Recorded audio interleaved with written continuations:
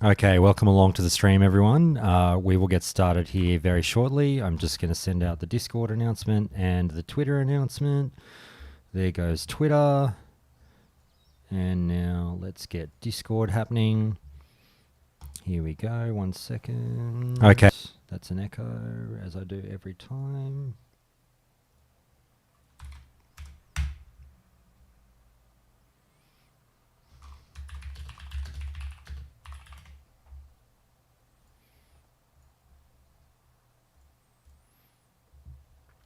All right, let's get started. So I woke up this morning at like 5 o'clock in the morning, and apparently I chose violence. We started up a conversation about rogue tanking in the Countdown to Classic Discord because last night I tried rogue tanking for the first time. And it was something that I'd been busting to do. You guys know I'm on a bit of a crusade to try as many of the new things as possible. I've done a tiny little bit of mage healing. I've done shaman tanking. I've now done rogue tanking. Warlock tanking is next on the agenda, and my warlock's at 24, so that'll be happening soon too. I just want to be in a good enough position to at least dabble lightly in these things, even at the early juncture that level 25 is, to say, hey, I didn't miss it when SOD is now, eventually done with. So rogue tanking, we talked about coming into Season of Discovery as being a really interesting concept that would be fun to see how they work it out in practice, because the theory side was a little bit wonky with the combo point system, and everyone was asking beforehand, what's going to happen? Are we going to have a system where you can take your combo points with you from target to target, to target to target? Are they going to do something in regards to energy or thread, or how's it all going to work? And we got all our answers as soon as the game launched, and we saw that, the combo point system is as per usual. That's all well and good. And that rogues get these runes that affect certain things and their threat. Cool. Okay, done. Now, I want to preface this whole... I will introduce our guest in a second. I want to preface this whole conversation with the following very, very important caveat. I am completely aware that we're having this deep discussion halfway through phase 1 of this game. I know it's level 25. I know. We don't have our full toolkit. We've got a quarter of the runes. I totally get that rogue tanking is going places, baby, and it will look drastically different to what it looks like now, and no tank is that good at level 25. I get it. I get it. I get it.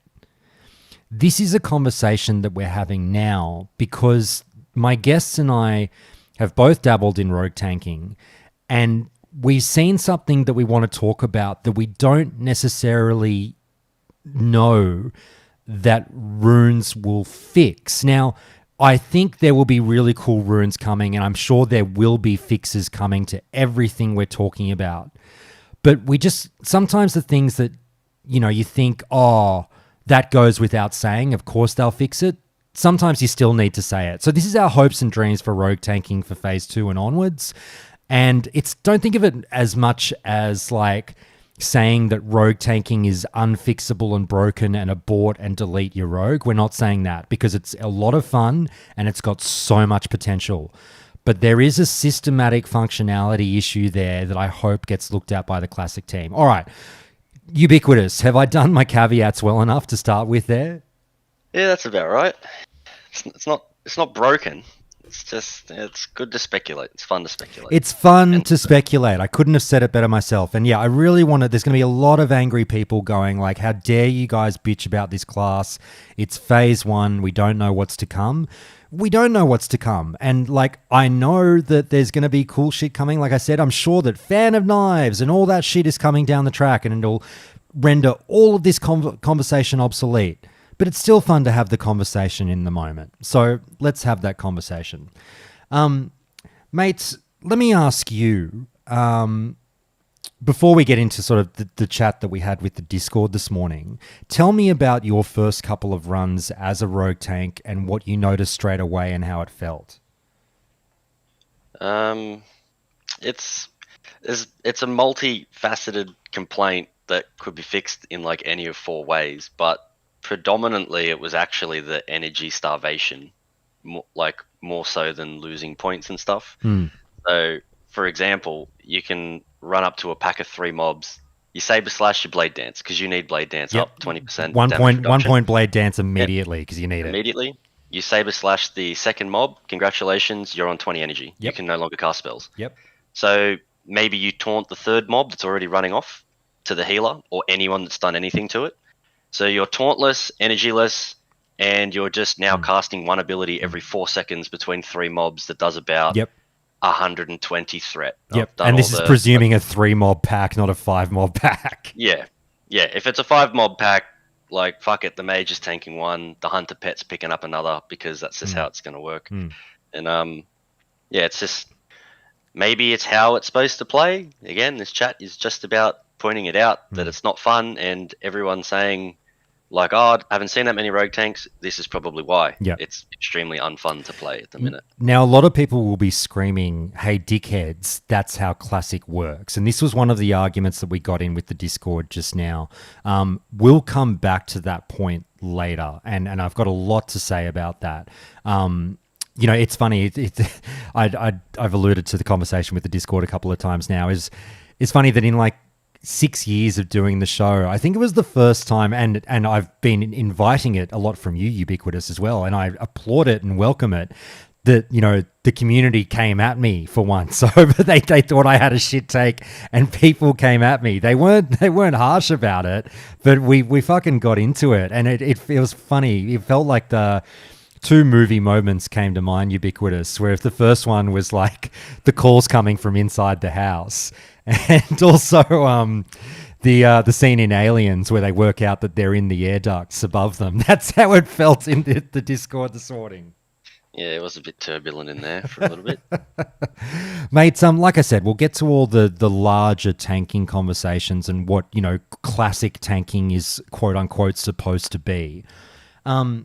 Just back on your run as a rogue, I had the exact same thing. So I ran SFK last night with Hunk and 3 other guildies, and you know, within 3, 4, 5 packs, I immediately realized what rogue tanking was going to be like.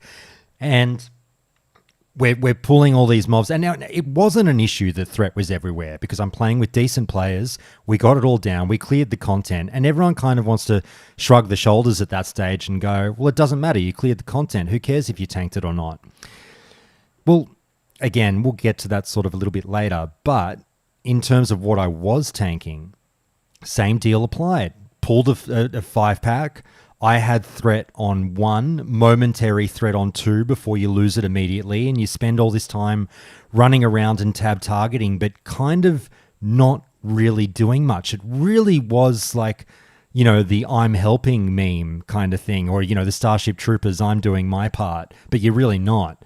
And you were I felt like a rogue DPS player in that dungeon who just this seems like a strange thing to say. I was a regular rogue who just happens to be a little bit more able to take a hit.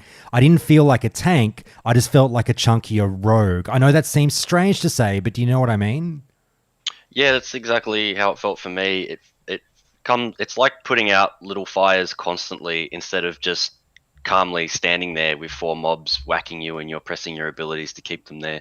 You're just constantly put out this, put out that, chase this, and then you're only putting 150 threat into anything and it runs off again. Like, it's whack-a-mole that just constantly gets out of control over and over and over. So now, the reason for this is obviously, like you said, the way that the rogue is built. It's an energy combo point system, build, spend. That is the core functionality, the bricks and mortar of the rogue, right? Now, we were all asking questions coming into SOD, what's it going to be? Are they going to keep that system or tweak it slightly with sticky combo points? They elected to go with the regular combo point system, and I can't stress this enough. I'm okay with that. I'm more than okay with that because it has actually introduced a really fun skill cap level that I can see coming for rogue tanks later down the track. I think rogue tanks will easily be the hardest tank to drive at its full potential, and I'm fucking on board with that narrative. Do you feel that? Yeah, I'm not particularly fussed with the not sticky combo points either. It would be a nice luxury to have, but I don't think it would actually fix the problem anyway. Mm, Because like yes, most of the rogue spenders, now that you're not using Envenom and you're using Blade Dance, like Slice and Dice is always good to use, but that's like your autos are hitting faster. Like mm, that's kind of a good threat finisher, I guess, over the long term. But Eviscerate is dog shit. Always mm, has been, mm, always will be. And I mean, the only other potential is maybe Rupture, in that that would be a nice finisher to put on a mob to keep ticking threat into it as well. But like, give me all the combo points in the world. I don't have the energy to spend them. mm. I might still not even want to. Maybe I'd rather Saber Slash another mob again. So yeah, when I'm tanking, I pretty much ignore combo points because you're just constantly changing targets and you have to, Hmm. and you're just pretty much just punching 1 to 3 point blade dances constantly Yeah. with a slice and dice here or there. Well, I really want to break it down like the Zapruder film for people to understand, because the one thing I've been hammering home is like, guys, if I had heard this call before I tried rogue tanking, if you're against me on this, I would have agreed with you. I would have said, mate, Josh, the whole thing is not every tank needs to be the same. They've said they want each tank to have a unique flavor. Just because you can't get threat on all the mobs is not an issue. Not everyone's an AoE tank. I do agree with that statement still, and I would have been totally on board with you until I tried a rogue tank. And I have to say to you, like, this is not that argument. We're having two separate arguments. I agree that tanks should be different and not everyone should be godly. I agree that we don't want like the retail level face roll on the keyboard tanking to be a thing in SOD. But this is not that. This is talking about the basic functionality of a tank and whether or not it can do its job to an acceptable level. And at the moment, the rogue tank can't. Again, level 25, I get it. Shut the fuck up, Josh. There's more to come. But this is about the combo point system, the way that the rate at which energy regenerates, and how that power system works as compared to what others have. Because, This, sorry, let me just say one. You say your thing, but I was also going to say ubiquitous. I feel that the energy system for a tank is like massively inferior to the warriors rage system, where like people go, oh mate, warriors have to wait for rage too. Mate, not at the same rate.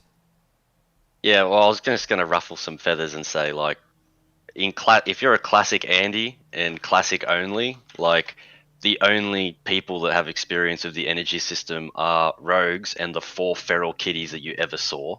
So, and until you actually play with it, you don't realize how fucking slow and janky it is.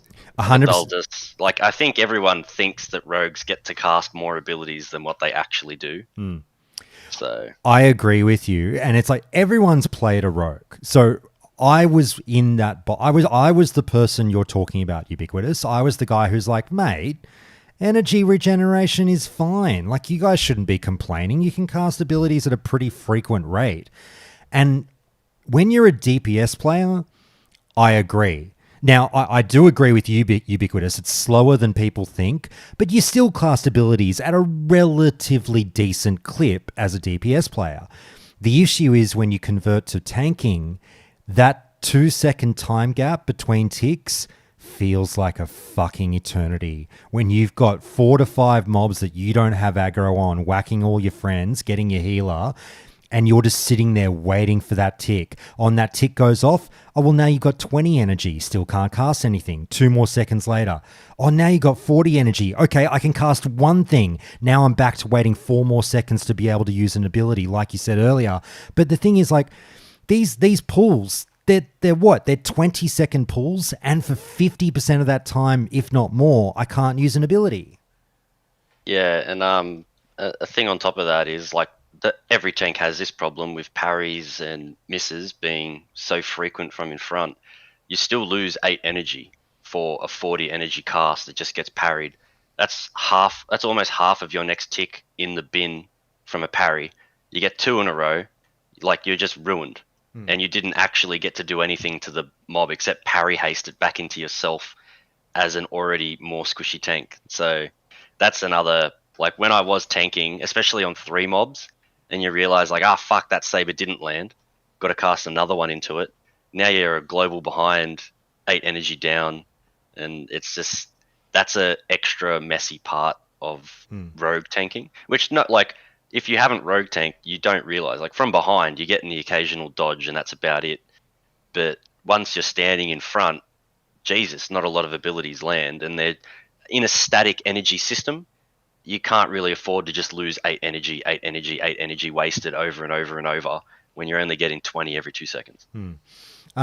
Just on a quick side note, on the positive side of things, I was really happy with. I was expecting to get the shit beaten out of me, even with just a flesh wound equipped. The rogue tank is actually pretty fucking chonky in terms of like when I was getting hit, it didn't seem that bad at all. Hunk was saying like, you're not taking that much damage because I'm also avoiding a fuck ton of it. You know what I mean? Yeah. So like the tank, forget the abilities and the buttons you're pressing and the damage you're doing. The actual ability to take and sustain damage as a rogue feels really nice. I should admit that. Yeah, it's not an issue of being squishy whatsoever. Like outside of Freak RNG, where the boss will land 4 melees on you in a row. Melees, sorry, Hunk. That's the only time that you notice like your HP bar really moving all that much. It's more of a systematic problem with you got a you've got a static energy source ticking in, you're getting parries, and at the same time you're being super inefficient with your points or just literally wasting them. That's kind of more where the issue lies.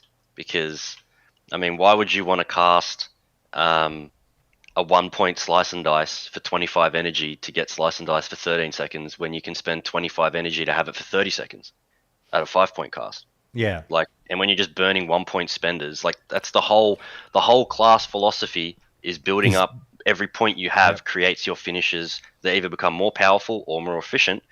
And the whole tanking style is just burning 1 to 2 pointers constantly on random shit. Yep. And this is exactly why we're having this conversation now. Is this class is built on a build spend ethos, and at the moment, unless this is changed going forward through the other phases, all we're getting is build. You're getting build with none of the spend and none of the fucking, good feeling of being able to get the most out of your, finishing moves. Because, like you say, you're either it's non-stop doing 1 point spends, which feels limp dick, or tab targeting away in a need to do this now moment and losing that 1 point. Yeah, exactly.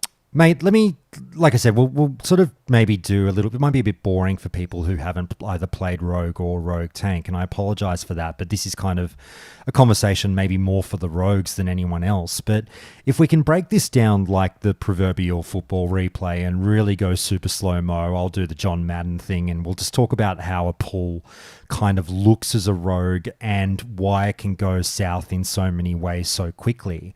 I was watching there's only like 2 Rogue Tank guides out there on YouTube right now that I just watched while I was walking the dogs before we had this conversation. And like within the first minute, they fucked it up because they confidently talk about the pull just going perfectly, like as though this is how it goes on every pack. So like both of them said the same thing where they were like, this is how you tank as a rogue. Run up to the first target and saber slash for your 1 point. Then hit blade dance. Yep, okay, cool. I'm with you now. And they were like, then tab over to your second target and build up 3 to 4 points for, a longer blade dance. And I'm like, okay, you've lost me on step 2 already, right? Yeah. Because here's what happens in reality. You have you've already talked about this a little bit, ubiquitous, but we'll dive in even deeper. Let's say this is a 5-pack, right? Or do you think a 5-pack or a 3-pack example is the better one?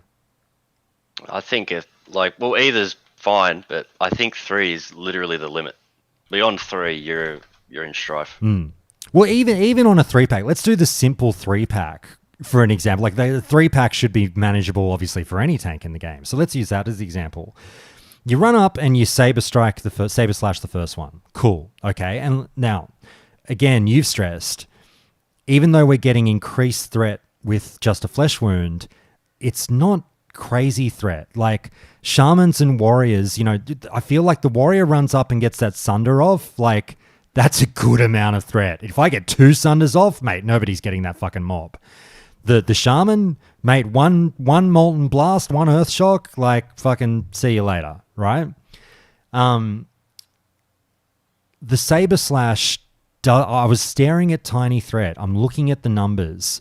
Mate, I've got only a little bit of a lead over, second is nipping at my heels already, right? I've saber slashed the first mob and I've ripped off my blade dance because like we said, that is a necessity. You must get blade dance up immediately for the 20% reduction to damage that you're taking. Okay, cool. Blade dance is now ticking down from 12 seconds or whatever it is. And I'm now at... How much does blade dance use energy? Yep, it's 25 energy. 25 energy. So I'm now at 35 energy, right? Yep, and you get one more tick. That's 2 GCDs. Yep, that's tick come in. Yep, 2 GCDs used. I'm at 35 energy with a tick coming in, so I might be at 55, right? Yep. Saber slash the second mob. Cool. This is where we pause it. I've got a mild threat lead on mob number 1 with Skull. I've got a mild threat lead on mob number 2 with X, right? And I've got 1 combo point on X with a third mob that I haven't been able to hit yet. Is that fair? Yep. Okay, beautiful. Now, here's what we're going to do. We have decisions. Do we spend that 1 combo point on maybe an eviscerate on the second mob? Do we spend that 1 combo point on a 1-point slice and dice? Do we spend that 1 combo point, not that you would, on another blade dance? You wouldn't do that. You've just blade danced, right? Or do you tab target to the third mob, foregoing that 1 combo point because you've got 0 threat on the third mob and need to get something on it fucking ASAP? Here's your first fork in the road, right? Now, what I was doing is this might be the wrong decision. I was ripping off a 1-point slice and dice, which, like you say, you're fair to criticize because it feels dumb when I'm doing it. You know what I mean? Yeah, it feels horrible to do. So let's say you haven't done the slice and dice and you've done the 1-point eviscerate. That's given you fuck all threat on mob number 2, right? Well, yeah, you literally would not cast a 1-point eviscerate. I'm pretty sure it does less damage than a saber slash for only 5 less energy. Yes, so you would you'd rather waste the point than use it on anything other than you could slice and dice, but I would probably just saber slash, blade dance, saber slash, change mobs, saber slash again, and just waste that point in between. Hey Rollo, how you going? Hey, how's it going? Good, man. Hey, I've just got to ask real quick. You're playing Rogue, aren't you? Yep, Rogue Tank. Oh, beautiful. Excellent. Because I was kind of trying to keep this just to the Rogue Tanks for now, and that solves the issue because I thought you were going to come in and be like, I haven't played Rogue Tank, but let me tell you all about it. No, yeah, Gally, he messaged me and let me know. Okay. Yeah, I mean, Gally, I feel bad because obviously I got into it with Gally. I love Gally to death. Fucking got into it with Gally today because I was like, mate, you've got to play one to understand. He's like, my friend plays it and he's smashing it. And I'm like, cool. That doesn't solve the issue that we're discussing. Hey, that quickly dwindled back to, oh yeah, he off-tanked a few bosses in BFD, exactly what I do in our Saturday runs. And it's fantastic to be the Akamai off-tank and not tank the rest of the run at all. Yeah, so I'm the friend he was talking about, and I partially maintained BFD, but now because of the damage that I'm putting out, I pretty much just off tank, but I've done that and the dungeons. Yeah, so my thing was, and I'm not sure if I was getting a bit lost in translation with, it wasn't just Gally, a couple of the guys that were disagreeing with me is, I was really sort of saying, look guys, I know in BFD, mobs are everywhere, and that's the culture, and that's fine. They don't hit very hard. There's 10 of us. Nobody cares. The tank picks up what he can and whatever. We just need tanks for the boss. I get that. My whole conversation was about dungeons, because I was like, remove you from the raid. Now you're in a dungeon where you are the only tank. And generally, when we get to level 60 dungeons, you don't want mobs hitting your healer. You don't want mobs hitting the clothies in particular. And we'll get to this conversation later on, like, tanks are still a thing at cap in vanilla. You know what I mean? Like, we act blasé, like it doesn't matter. The content's easy. We're going to get it done. Well, then why the fuck do you take a tank at all? Don't pretend that tanks don't matter. No, I agree 100%. 60 would definitely be different. Yes. I just think right now, just going off what I've seen so far, and then, obviously I'm super excited for Blade Fury, next phase, which is just going to be, I think it's going to be amazing, plus whatever runes they give. But it seems in the past, I don't know, maybe 2-3 weeks, even when I'm not running as tank and I'm just healing or anything else, that like Shadowfang Keep is what we're mostly farming right now. Yep. Even when I have warriors that are tanking stuff, they just put on the two-hander sword and we pretty much just mow all the mobs down. Yep. Even the bosses in Shadowfang Keep they're dropping in like 30 seconds tops. So when I was leveling up as the rogue tank, that's when it was a lot more spicy. I found, because I heard you talking about rotation and stuff, but I found that it didn't seem to be a cure-all, and it definitely was stressful. But remember, I started with warrior first, and that's where I just gave up and went with two-hander. Shaman, of course, is hands down the easiest for AoE. I'm working on Warlock now, but I've seen them, and it seems like they're the same thing. Most everybody is single target. Shaman's just the exception that just mows everything down, no problem.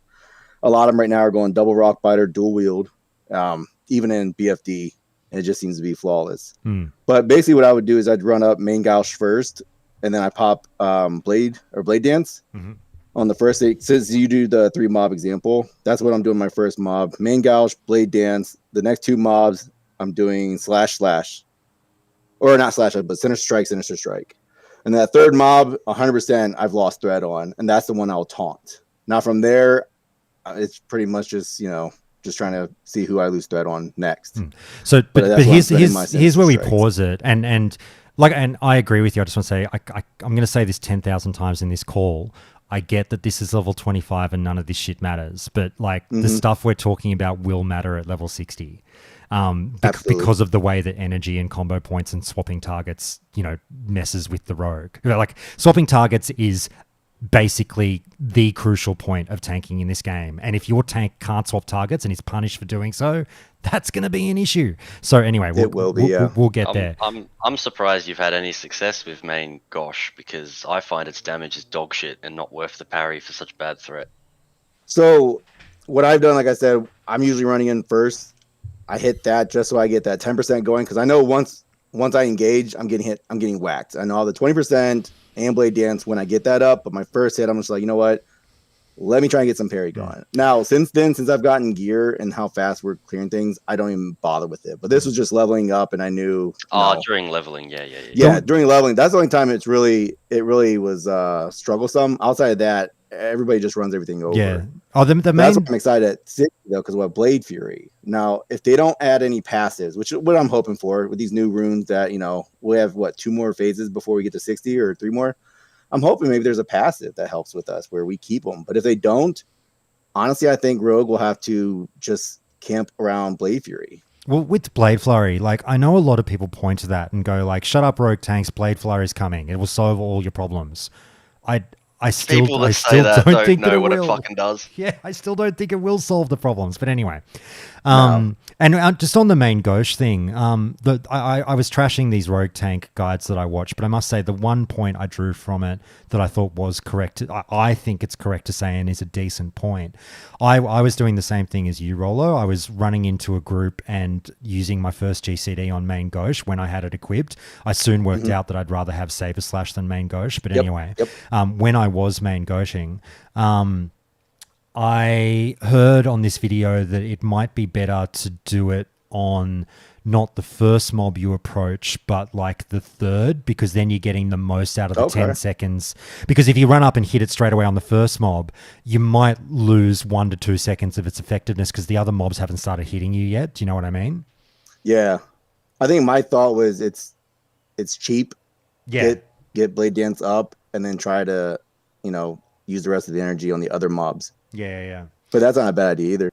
But just on what you were saying though, like we'll again take it back to the John Madden freeze moment where you've explained we're all at the same point where you've explained you've run in, you've hit the first mob, you've hit the second mob, and you've taunted the third mob, right? Mm-hmm. Now you're sitting there with no energy, right? Well, no, the taunt would come on the first mob that I main gouged. So I main gouged Blade Dance, and then the next 2 mobs I'd spin Sinister Strike. Yeah. So by that point, that first mob that I hit, I 100% would have lost threat. So that's the one I'd be taunting. So you've okay, so wait, I'm a bit lost. You've hit the first mob, you've hit the second mob, you've hit the third mob. Is that what you're saying? Yeah, so hit first mob, Blade Dance. Hit second mob, hit third mob. By that time, the first mob's already gone. I'd have to taunt him. Yeah, but then as soon as you've gone back to taunt the first, you've lost the second and the third. More than likely. Yeah. That's the only thing I found that seemed to work. But like I said, it definitely wasn't like shaman. Yeah. 100%. But I mean, it was something where I was like, this is my plan. This is what I'm going to run with. And we'll figure it out after that. But that's usually like my mindset. That's what I went into. But yeah, it definitely wasn't great. But it's spinning plates, but all the plates are crashing to the ground.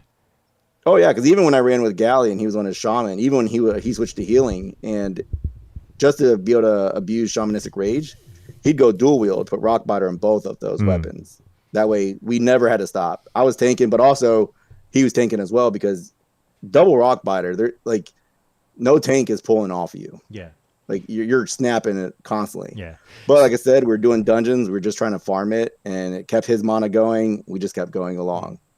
Obviously single target was a lot easier, but trash, it was just like you just run right through it. But that was the mindset though. Just to come back to the timing of everything, because I feel like I want to hammer it's incredibly dry conversation, but I feel like I want to hammer this home so the non-rogues out there really understand what we're talking about when we do this like energy versus rage conversation and how long rogues are actually waiting and why it feels like an eternity between abilities. Like, we again back to that moment ubiquitous that we were saying, okay, main gauche or saber slash on the first mobs, Blade Dance is up, saber slash 1 or 2 on the second mob, and we're taunting the third mob. This is the moment where you freeze and we've got a little bit of aggro on 2 and we've taunted 1. So we've got aggro on everything right. This is great. The pull seems to be going smoothly because we have aggro on the pack. But the rub now is we have 0 energy, right? Blade Dance is running out in 6 seconds and our threat lead on all 3 mobs is minimal at best. Is that fair to say? Yeah. Okay. You're getting 1 cast in the next 4 seconds just for it to get parried and cost you 8 energy for nothing. And that's the crucial part now where we say you pause it here and you start your timer 4 seconds. You are 4 seconds. People go, mate, 4 seconds, that's nothing. It's a fucking eternity. Yeah. Again, it's an eternity and the whole pull is going to last about 20 seconds. So we're talking about a fifth of the time of this pull. You are waiting for this, you've just hit 0 energy and you're waiting for your first little bit of build up, right? So now you get 2 ticks off, 4 seconds have passed, and you've well and truly lost threat on 2 of these mobs. Now you get 40 energy. Cool, I'm back in the game. I can use an ability. Yeah, you can use 1. All right, what will you choose? Well, I guess I'll saber slash the first mob again. Okay, done. You didn't get threat back because it doesn't do a lot of threat. It's not Sunder Armor or anything like that, or Earthshock.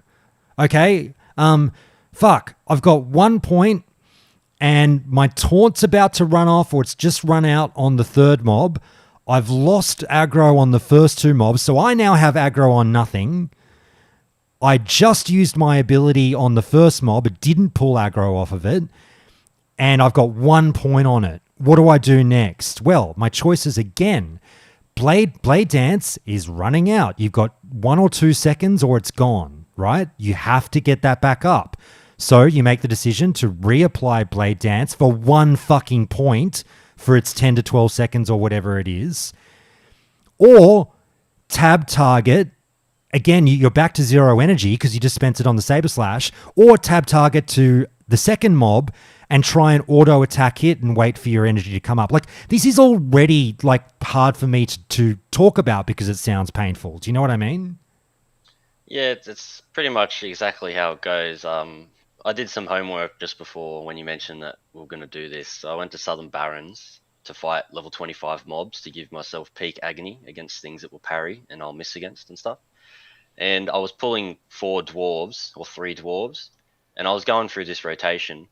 And the numbers are about, you'd end up with maybe 300 threat on 3 targets, and you're on 0 energy, and you would have probably used your taunt by now because everyone can do more than that. So I did that with the tank runes on, and then I was, just to get more numbers, I went back to my DPS spec. My DPS does about 600 threat on the first target, so put a skull on it, bruv. Put a skull. I'll kill 1 target like a good DPS, and I'll put 600 DPS into it, in the same time that a tank rogue can put 300 on 3 targets. And now I'm just tanking. Like, and that's like the peak of your opener because you start with 100 energy. That's the whole fun bit. And then after that, you've got nothing to salvage the situation. And it's not it does do a lot of threat. Like, it does say it's massively increased, but once you're out of energy and you've evenly split it between 3 mobs, 300 on 3 mobs isn't a lot. The Sea Shaman's putting like 500 on packs of 5 in the blink of an eye. So that's where it unravels quickly. And I just want to stress this point because a lot of people are going to be getting very, very angry listening to this. And I know why, and I've got reasonable, counterpoints to everything that you are thinking at home. The first issue right now, when you hear Ubiquitous say something like that, is you're probably thinking, these fuckwits just want rogues to be shaman. Fuck you, not every tank gets to be an AoE tank. You know what? I agree with you. I completely agree with you. I have no drama whatsoever with the rogue tank being a single target tank. But the key word in that sentence is tank. A warrior is a single target tank, so to speak, and they have no drama.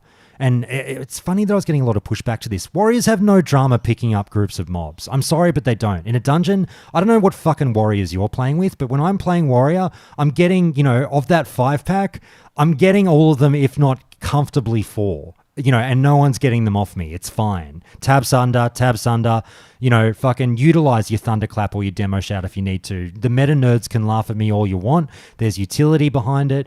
All I know is I've tanked warrior, I've tanked shaman, I've tanked rogue, and I've seen the difference between all of them. I have no threat issues on my shaman, I have no threat issues on my warrior, I have massive threat issues on my rogue. I've played it, I've seen it. If you haven't played rogue, a little bit of me is like, shut the fuck up until you've played this class, then come back and talk to me. I'm sorry guys, but it really is, you kind of have to play it to know what we're talking about. But back to... I don't know why they just set the goalpost as just only... Of all the tanks, only rogues are allowed to be half a tank and just fill one niche role of tanking. Everyone else, you can single target tank really well and tank trash.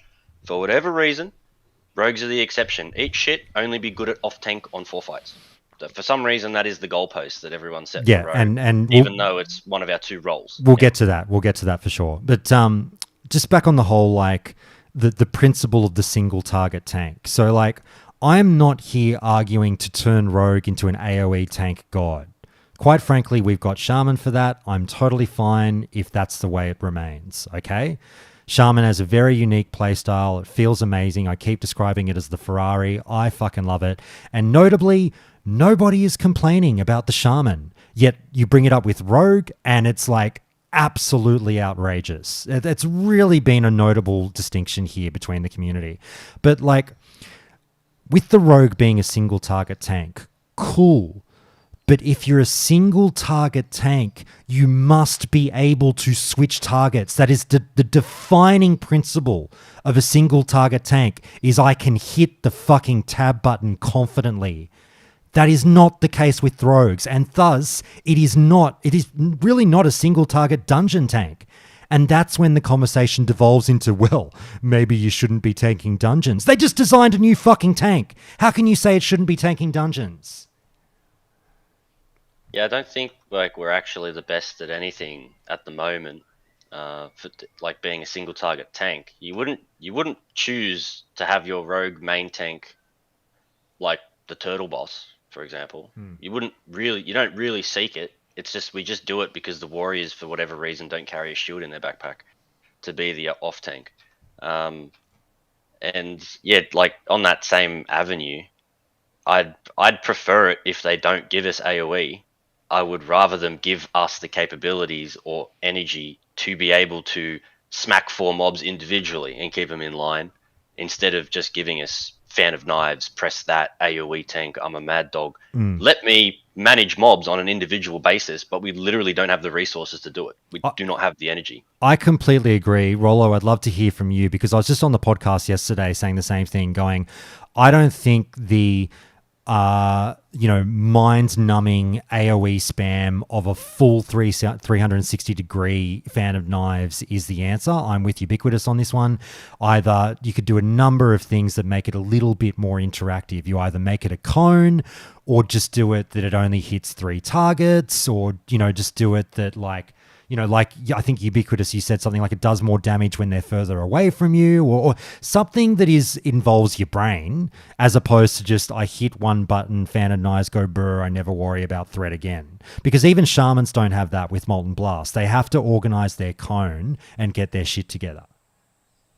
Yeah, I found with shaman, I found it boring. It's good, but I don't know. I found it like easier. With Rogue, it definitely is a challenge, but with the turtle boss, with that one, all I do is I just pop Thistle Tea. I pump right into it, pop my Blade Dance right away, and then from there I'm just stacking, and I'm either slicing, dicing, or going from there. Thistle Tea really helps us, quite a lot.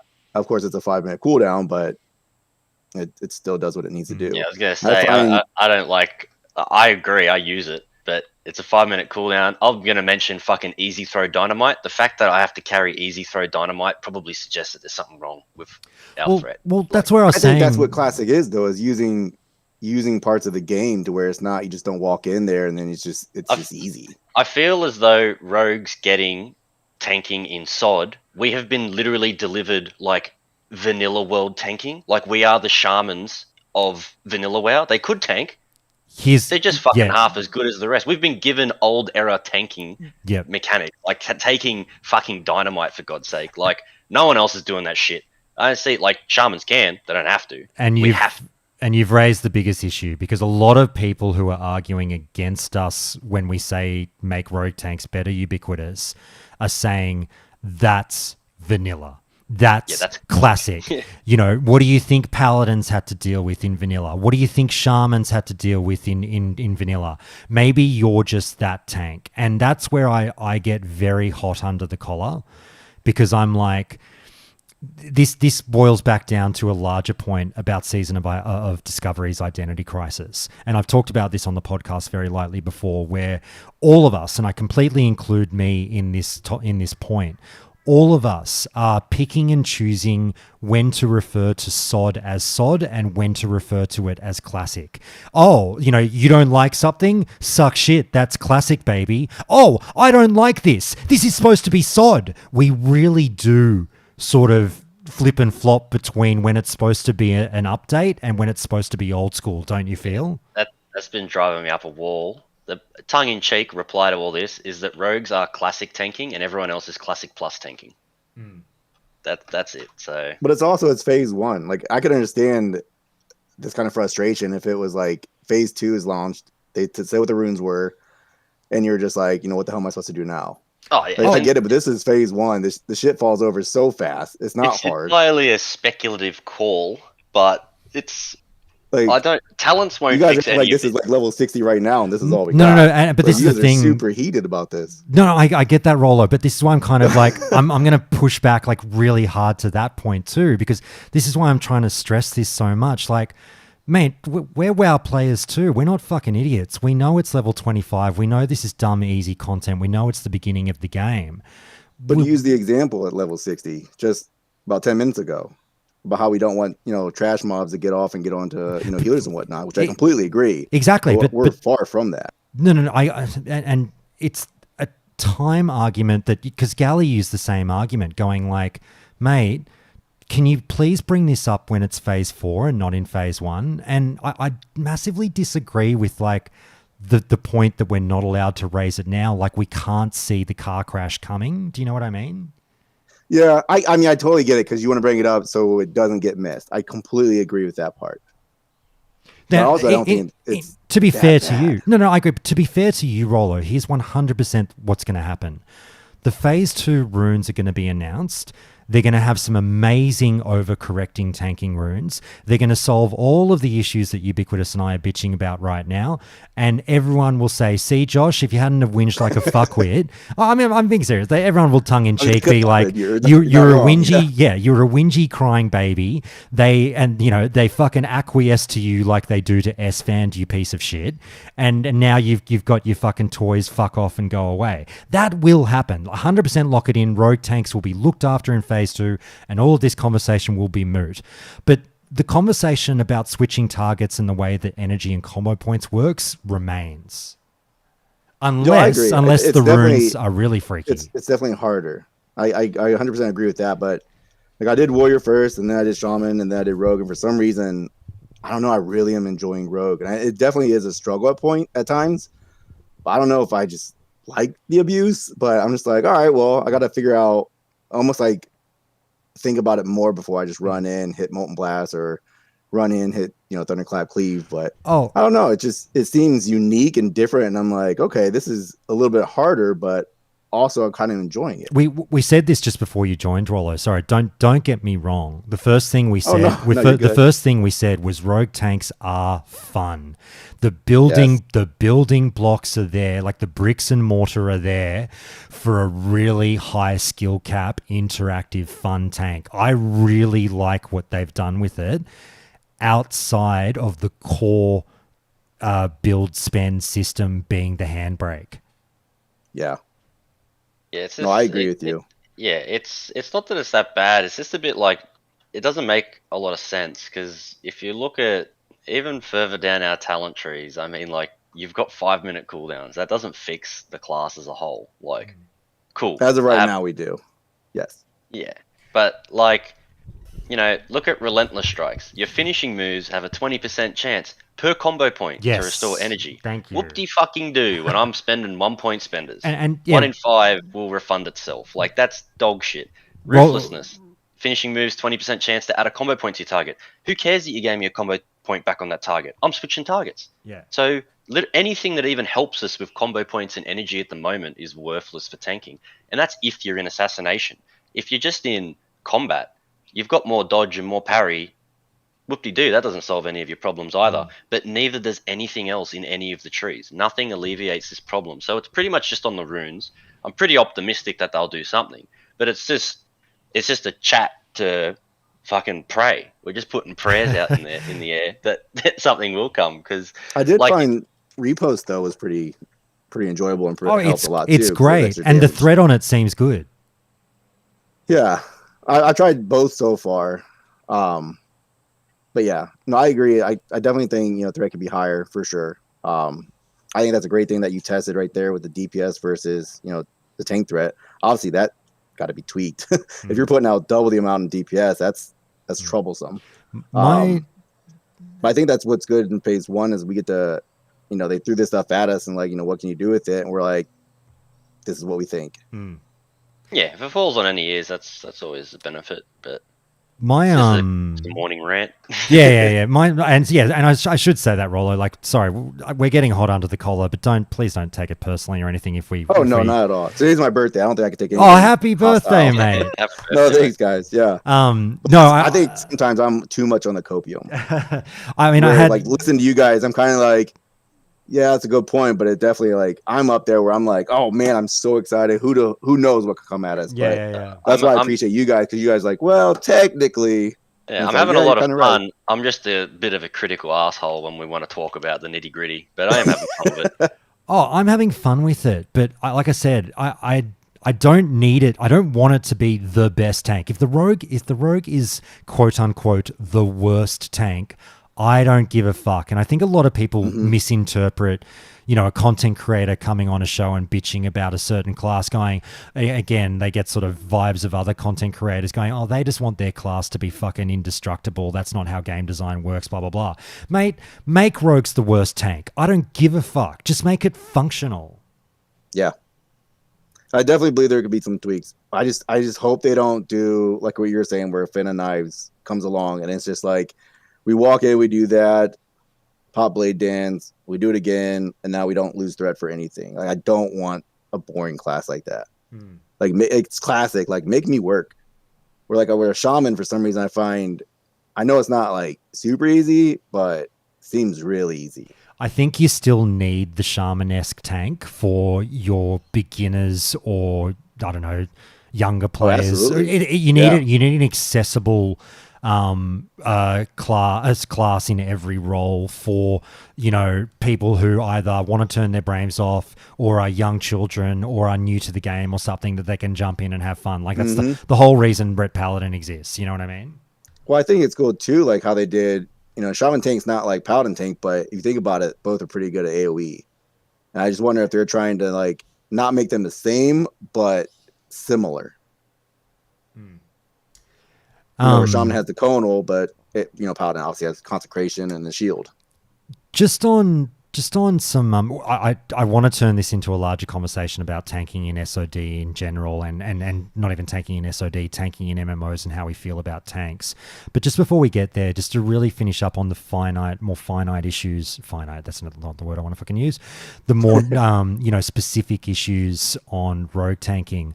What other fixes have you guys sort of had in mind in terms of either runes or the way in which they work?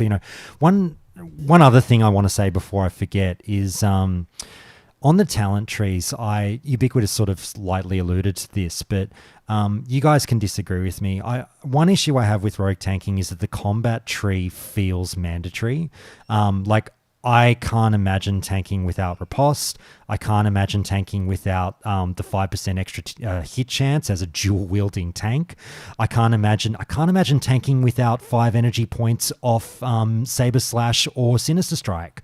Like, you have to have those talents. And you might say, Josh, that's fine. We're getting other talent points. You can go 31-20 and put 20 in combat as your sub-spec. Cool, you can, but like they still... this is actually a dumb argument because I know everyone's going to say, Josh, there are mandatory talents all throughout the game, which is true. So, I don't know. You guys slightly know what I'm saying? Yeah. Ubiquitous, you want to go first? Sure. I agree. It's like I think combat, at least, unless there's a rune that changes Blade Flurry, it's not going to fix the tanking problems. It could be fun if you're tanking like literally a boss and its ad, but that's about it. And then like sub, like everything in the first 2 tiers is dog shit until Ghostly Strike, and then that's not even that great on a 20-second cooldown, 40 energy. We've basically got Ghostly Strike already through main Gauche. Yeah. So, well, I mean, like, you could stack it, but you wouldn't want to waste that many points just for that. And then, like, there is setup in sub, which gives you, we'll round it up to 50% chance to get a combo point when you dodge an attack or resist their spell. That could be cool, but it ain't worth the 15 points you have to spend in literally useless, like, stealth abilities that you don't even use as a tank to get to. So, I mean, it's not like they're going to move talents into different trees or anything. So you are pretty shoehorned into combat, and even then, the further down you go, I don't really see it helping all that much with tanking. Maybe like mace specialization to stun mobs and stuff, but yeah, I'm not really sure. Maybe they'll end up some cooked level 60 spec that's half combat, half assassination with you exposing armor or something along those lines. Let me ask. Sorry, go Roller. Oh, go ahead. No, you go. So I haven't tried doing sub tanking at all yet because of exactly what he said. There's just nothing there right now. With combat, I've tried with precision and I've tried without it. to where the other 5 points I put into Malice. Basically, I mean, hitting harder with Sinister Strike or the Slash, it helps with threat, but I really felt like the hit felt good. I'm right now currently doing the Assassination just because we have enough Shaman tanks where they main tank and not off tank. But when I'm doing dungeons, I keep the same spec and it seems fine. I do feel like having repost when we it depends on how hard they make the mobs. I know they made the mobs harder when we launched, but I wonder if they're going to do any more tweaking. And I wonder if having repost is going to be mandatory, because I did think about that, and it does feel really, really good, especially because you can just put it with Sinister Strike or Slash, and it just automatically goes. Well, it's their revenge. Think about it. It's the rogue's revenge. Yeah. The problem, my only problem with riposte is like you say, it feels really good to hit, and it's a much needed tool in a toolkit at the moment at level 25 where we don't have much. I would bring it up in my suggested tweaks moving forward, and I'm not a game designer, guys. Some of my suggested tweaks might be dog shit, but like, I'm kind of like, fuck, man, we just talked about how hard energy is to, not hard, but how long you wait for energy to tick back. Warriors only spend, is it 5 rage on revenge?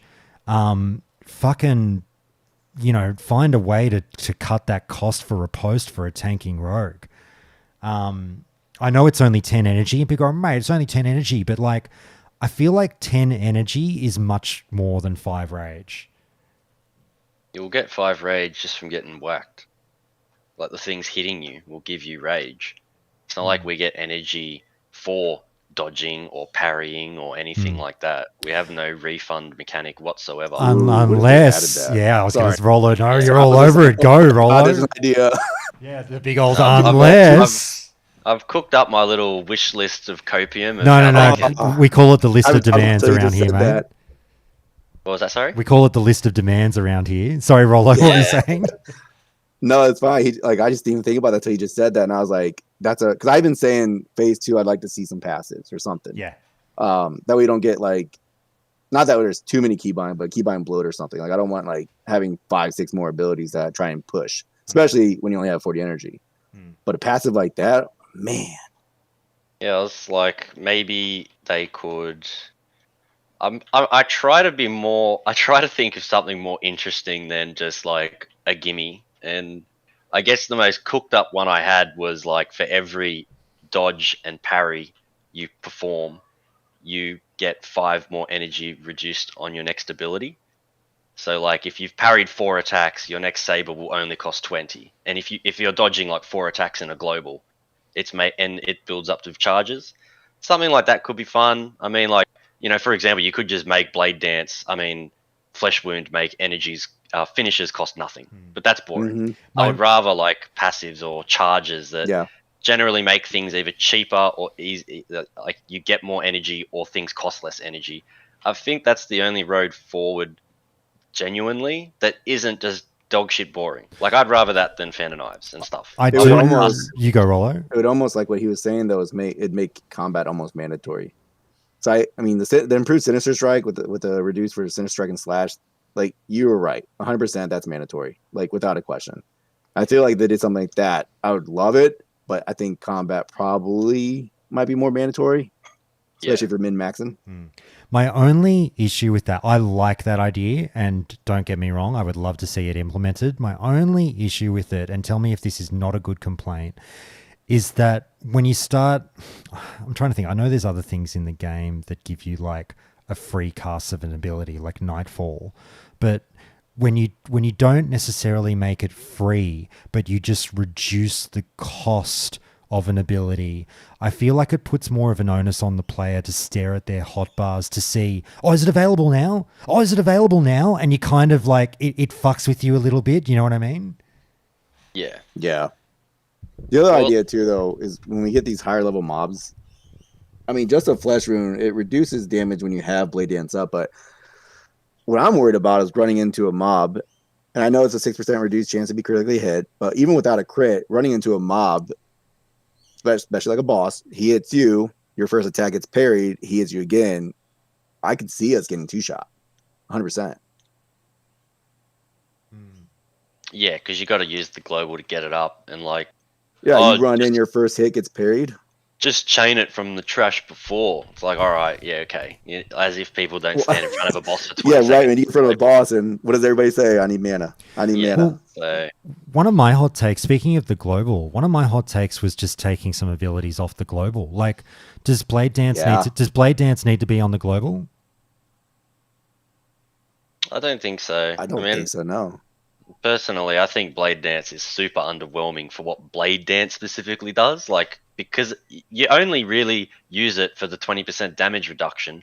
You couldn't give less of a fuck about the parry's nice, but I mean, 5 points, like, you're talking about 200 energy worth of Saber Slash if you ever got to 5 points. Then the 25, which will get refunded to cast Blade Dance just to have 10% parry. It's good that they at least fixed it, so now you can cast it whenever you want. Before that problem of you couldn't overlap it if you had a more powerful one cast, so you had to let it drop to get a new one out. I'm glad they fixed that, but generally Blade Dance is underwhelming other than the fact it does make you take that 20% less physical damage. I don't feel like a 5. I mean, I rarely get to a 5 point just because, I mean, yeah, I feel like there's other things I'd rather use it on, you know? So making it, I like the fix that they changed, but I think making it something where it's more worthwhile trying to get to a 5 point, I guess. Well, the problem is, one of the big problems, and this is again coming down to something that's not going to change at 60, is we're not getting to 4 and 5 points. You do not have the time to sit on one target to build. Here comes my big Super Saiyan move with a 4 or 5 point spend on something.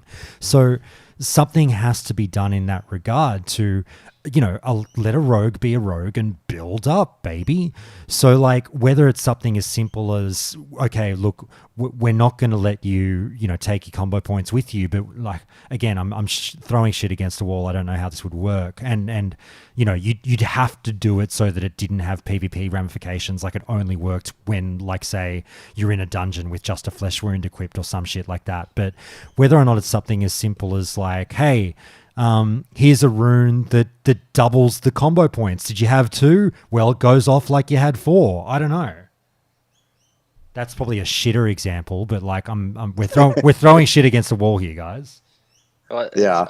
I think like, everything can almost be designed just around relentless strikes, because most of your finishes, like Rupture 25 energy, Slice and Dice 25 energy, Blade Dance 25 energy, Eviscerate 35, but it's dog shit. You really don't want to press that fucking button.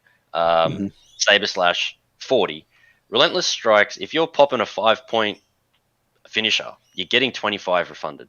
I think all they have to do is to design the class around getting to use more finishes than builders. So whatever they give us, like, we could just have some cop-out rune where you're getting points for doing nothing other than, like, dodging or some shit. Or I don't know, make it every 4 dodges, 4 parries gives you a point. That way you can at least get points up quick enough where now I can put a 4 point Rupture on a mob before having to change targets. And now I've got Rupture ticking threat into it. Something like that could be a little bit more workable than what we're dealing with at the moment. And I'm sure, like, I'll bet the house on it. We'll get something that gives us either more points or more energy. But I think specifically to rogue tanking, you'd want more points than more energy, because that doesn't alleviate the fact that you're just target swapping. But I'm not too sure. Like, I'd have to look closer at the actual output, like what would give you more numbers wise. But yeah, I think something that helps, like you were saying, like something that smooths out the energy that we get back, because, like, we're getting these big chunks, and just to smooth it out a little bit, I think will help. Because there's sometimes where you're like 1 or 2 energy off, and you're just like, you gotta wait for a full chunk again. Yeah, I think, I mean, they could give us Honor Among Thieves from Wrath, which is whenever someone in your party crits, you get a combo point, and just put us in a raid with 4 Fury Warriors and remove the GCD off it, and we're golden. Well, yeah, you'd be trying to figure out there'd be so many finishers you'd be trying to use. Yeah. No, I think even in Wrath, it got nerfed to a 1 point per second max, but I mean, that's still kind of I was literally cool. Just thinking, I want them to avoid it being too easy and being like, I hate trying to, you know, relate it to Wrath too much, because there's some points where it's just it's cake, and I want it to be a little bit more harder, because that's just, I don't know, it's just more enjoyable to have to work for it. But definitely there's definitely room for improvements. Yeah. You make this class, you make this thing more fun by achieving two goals. Let the rogue be a rogue by building up big finishes. That should go without saying. Then you let the tank be a tank by being able to fucking swap targets without being punished. It's very simple stuff. Very, very simple stuff. Yeah, I can't like. I don't know how to put it in terms where people can see that it's not just a whinge that we're not meta fest. It's like, imagine playing Elemental Shaman, but you could only actually cast Chain Lightning after casting 4 lightning bolts on the same target, but you never do. You have to cast 2 on this target, 2 on that target, and you just never get to cast Chain Lightning. That's kind of like what tanking Rogue feels like that level of disappointment. Example. Yeah, please play it before you come in too hot and heavy, guys. Please play it so you know what we're talking about. For all of you getting really angry at us, particularly Rolo, because fuck Rolo on his birthday. No, I'm joking, but if you're getting angry at us, just remember, I was mostly in your camp until I tried this fucking thing. Then that swayed me. But anyway, guys, we'll go to a bit more of a grander conversation about tanking, because we got, and Tariak, I'll bring you in here for this part, mate. We got into a pretty wild tangent while discussing all this rogue tanking business with the guys in the Discord, because Ubiquitous and I were getting a lot of pushback about two main points, and I'll just say what the points were. Point number one was, this is Season of Discovery. This is a wild experiment of a game. Maybe they've designed some of these new tanks to only be able to be niche tanks, like a twin emp style type thing. Not everyone has to be a dungeon tank. Not everyone has to be a traditional tank. This is something new and freaky. That's point number one, which I just couldn't disagree with more, but we'll get into it. Point number two that was coming up was, Josh, you are grossly overstating how important tanks are in, vanilla World of Warcraft. Tanks are borderline not needed. Everyone who has done dungeons in this game knows that threat goes everywhere. It doesn't matter. Mobs don't hit hard. No one cares. Just everyone do their best on threat and you'll kill the content because it's easy. Again, I slightly agree, but much more of me disagrees with that statement. There is truth in that statement, but it grossly waters down. I think it creates a very unfair argument of tanks don't matter in vanilla, which I'm going to fucking just launch into. Having put those 2 points out there, Tariak, I might bring you into the fold, mate. And Tariak, by all means, you might have been nodding along with the guys that were pushing back against us, saying what are we talking about? Tanks don't matter in this game. Why the fuck are we having this conversation? Where were you on everything? I mostly agree with what you guys I defend you guys more so than the others, because, like I said, in terms of warriors are like your single target tank. But they have no issue holding threat in dungeons between the 3 or 4 mob pulls. And that's because and if warriors tip to the warriors who are struggling, just use your shouts and your claps. Do you know what I mean? So it's there is some semblance there for the warrior, and I think it was a 50% trap buff to the thunderclap as well. But there's some semblance there for warriors at least, whereas with rogues it sounds like anything more than one target, you are sweating big time. Do you know what I mean? And this is on top of where I've even found as a tank where there is a lot of kind of wrath vibes at the moment, or wrath hangover, where people are just going in on pull, whereas a lot of the classic pulls are more kind of wait here till I gather these all up and then we blast them down kind of thing. And a good way to kind of put this in perspective is that when you talk about an AoE tank, you're not talking about 3 to 4 mobs. You're talking about gauntlets. You're talking about pulling the entire room, and then being able to hold threat, on all that. Now, warriors can do it at end game with very specialized gear, the engineering shield, reflect rings, trinkets, all that kind of shit. And it's you have to collect the whole fucking set. There's 8 pieces to it or something like that. So it's yeah, they can technically do it, but it's like if you have a paladin with consecration with the threat buff that we're getting, that's just like locked down on all the targets. So it's like that's the kind of difference when you're talking about a single target tank to an AOE tank. It's Well, like there has to be some semblance where it's like the AOE tank can technically single target, but yeah. it's not what you want on, let's say, Veil or something like that. I, But I'm so on glad your you side brought as that well, it's up. like, I'm so glad you brought that up because I completely agree. I saw you brought that up in Discord chat while we were talking, like this distinction between a single target tank and an AoE tank. And I completely agreed with your definition. You know, an AoE tank is, maybe we misapply the term. It's a tank that can pull the whole fucking room, you know, but like yeah. single target tanks do have AoE abilities and they can hold group threat, but we call them single target tanks mainly by virtue of the abilities that they have. Like they have really high single target threat abilities, generally speaking. Yeah, the basically like that's their speciality. Do you know what I mean? So it's like like Veil's a good example because like Veil's where it's like the warriors have infinite rage, rogues have infinite energy. So it's like they're the biggest like threat classes in Wrath as well. So it's like that's where it's like you need a proper like whoever your best tank is at generating threat. That's who you put in the boss, regardless of what it is. Um, like I don't want to be in a position where that is just untankable for paladins because that's basically what you're saying to rogues. It's like anything more than one mob, you're struggling, you're sweating, you basically can't do it, kind of thing. Do you know what I mean? Well, So it's like that's the balance. this is something that rubbed me the wrong way. Was like I said in the Discord, like, you know, people talk about AoE tanks and single target tanks, but they seem to disregard that every tank in the game has an AoE ability. Now, I agree that not every tank should be what I'm defining as an AoE tank. I don't think every tank should run in a room and be able to fucking, you know, chain pull 2 rooms of a dungeon and confidently tank it down like a paladin or whatever. Completely agree with that. Don't homogenize tanks. I've said it 5 fucking times and I completely agree. But every tank in the game does have an AoE ability or 2. Druid, swipe, and fucking, demoralizing roar or whatever.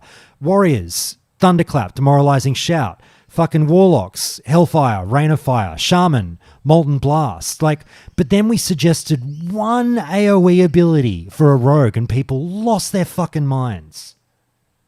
Like Joe mean the one little thing, they lose their freaking minds.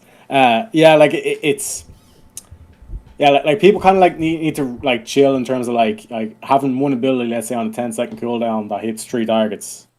You know what I mean? That's not gonna all of a sudden break rogue tanking. You know what I mean? But it does in those aspects because, like I said, like another thing as well is that energy tick. It's like that 4 seconds where you can't do anything as a tank is like think about like being out of mana 4 seconds into the pull or whatever. You know what I mean? And then being out of matter for another 4 seconds in 4 seconds time. Yeah, so that's where it's like it's literally like you're kind of like that's the drasticness where you're going from like I've got infinite stuff to now I'm out of mana, I cannot do anything. And it's like anyone who's been with a paladin tank who's or there's been an ass pull when they're out of mana, they're as useless as a cock flavored lollipop. You know what I mean?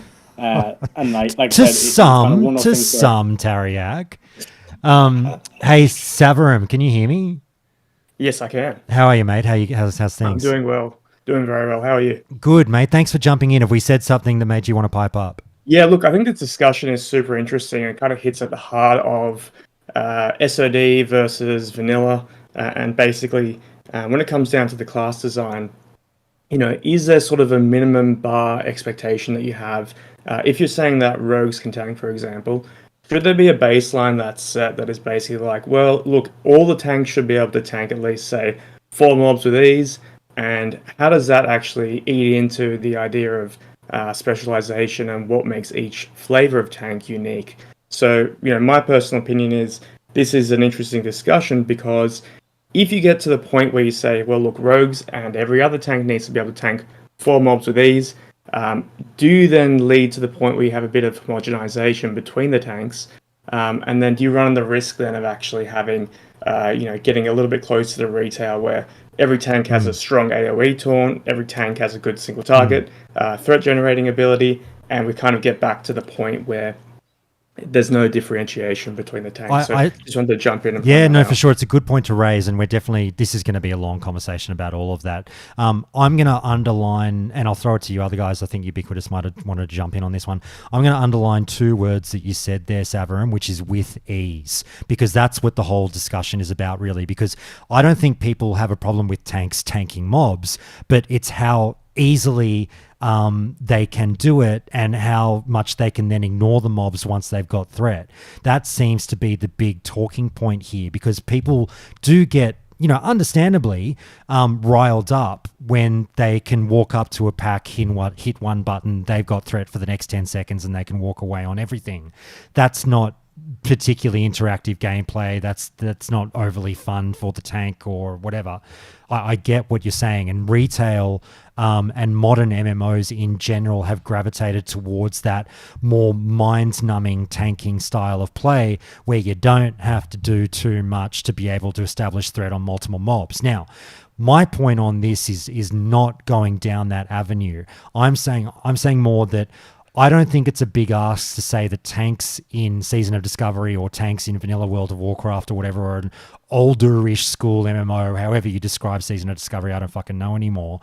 I don't think it's too much to ask that a tank, a designated tank, a class that has a role as a tank, can walk up to a dungeon pack of 5 and with effort, so when we say with ease, I'm saying with effort, handily secure threat on 4 of those 5 mobs for 75% of the pool. I don't think that's a big ask. When I say with effort, I mean I think the warrior is a great prototype for the single target tank. Hey man, depending on, the meta warriors versus the scrub warriors, however you do it, I either charge in, some people are laughing, or you run in, you fucking thunderclap, some people are laughing, or you tabs under. Either way, and people were balking at me for this. I was like, mate, I have played warrior, and everyone's like, mate, warriors don't hold any threat on a fucking pack in vanilla. And I'm like, who the fuck are you warrioring with? Who are you tanking with? Warriors can absolutely secure threat on 4 out of 5 mobs in a pack relatively quickly and hold it. I don't know who you guys are playing with. It's one of 2 groups. It's the group that is a meta blaster group that doesn't give a fuck about anything. Their tank can't hold any fucking aggro because their tank isn't trying to tank. Their tank is casting damage abilities and is basically just a DPS warrior. Fury prot, no one gives a fuck. Let the threat go everywhere. That's fine if you play that way, do that. Then there's the second tier of you're just playing with bad tanks who are trying to be tanks but can't do it because they're not tab sundering or whatever. I think the warrior is a great single target prototype to go off. So I'm like, the rogue theoretically in my mind should kind of be able to do what the warrior does in terms of confidently walking into a 5-pack and within 5 to 6 seconds I've secured and I've held threat on 4 of those 5 targets. If I lose one, I'll taunt him back. If I lose the second, someone else can tank that for a few seconds. It's not a big deal because I've got 4 out of 5. Do you know what I'm saying? 100% agree, and I really like what you said there about there being, really it's a matter of skill being required and not just, baseline. Everyone can just keep threat on 5 without any ability. I like that it takes, it should take a little bit of skill to get that down to a fine art, but that is what is actually rewarding about tanking. So yeah, 100% on board. I think this is really interesting because I think what we're starting to see here is a bit of the limitations with the method of changes that Blizzard have used here. So because we are limited by, at the moment anyway, no changes to talents and no changes to core systems like the combo points, I think that's why this has sort of been exposed. That's not to say that it can't be resolved by passives, like for example, passive runes that increase threat generation. But it's pretty clear that if they're not going to change how combo points work when you change targets, which is a pretty fundamental change, and if they're not going to change the talents, then something fairly extreme is going to happen, I think, in terms of the design space to actually get rogues to the point where it is a bit more straightforward. It's sorry, you go, Ubiquitous. Just back to someone mentioned, if it turns out that we're just going to be a niche tank that's good in niche scenarios, I'm all right with that. Just give me fucking dual spec, mate. If that's the route you want to go down, because there's no way I can rock up to raid with tank talents for my niche 2 out of 10 boss fight niche role. Yeah, for the 3 seconds that you So- spend tanking in that raid.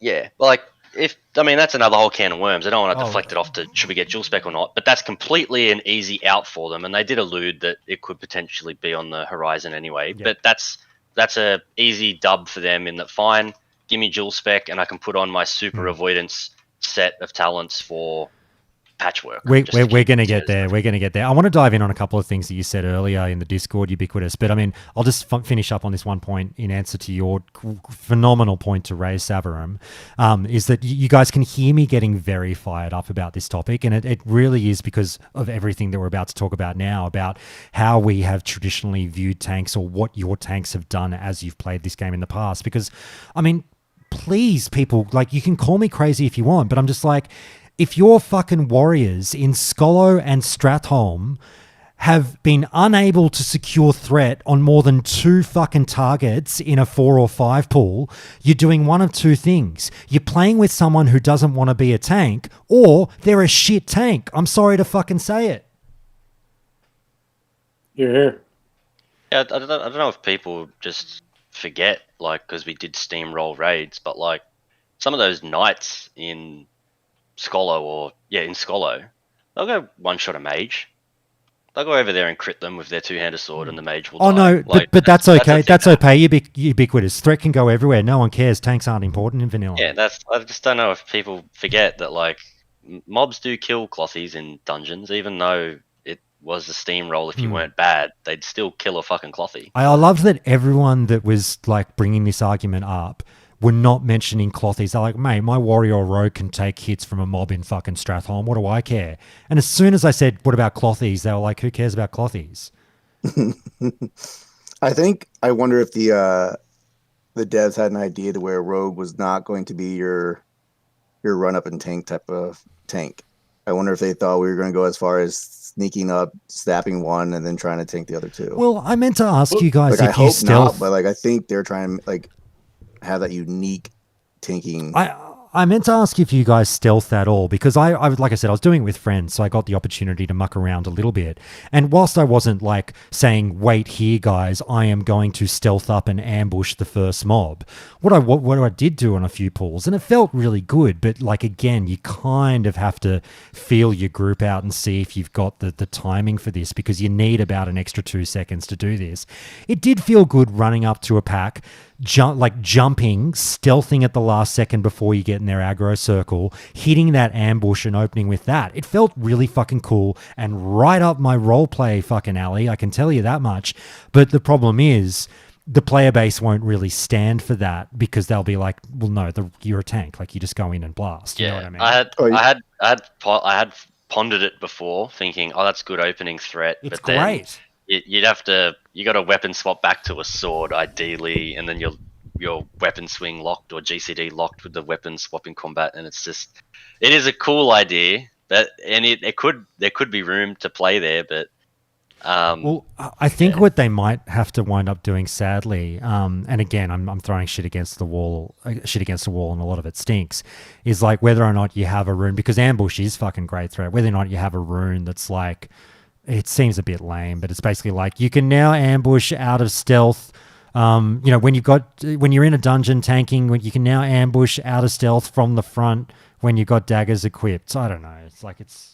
Well, I think what you guys said earlier, I think it's Taryak and Josh, but the community's not going to allow it, because even like when I was tanking leveling up, I did try to stealth up, get a sap off, and just the group won't allow that. Yeah. They immediately just start firing off of it. And it's like, even if you mark it, you tag it, there's no patience. And I don't know if it's like what you guys said with the overlay from Wrath. I don't know if it's just, the community now, but that idea of going slow in the dungeon, taking your time, being meticulous about it, trying to CC and stuff, especially with the new abilities that they've added, there's no stop. It's a shame, because this is where theory and practice collide, because I completely agree with you, Rollo. Like I say, I would love to role play the rogue more.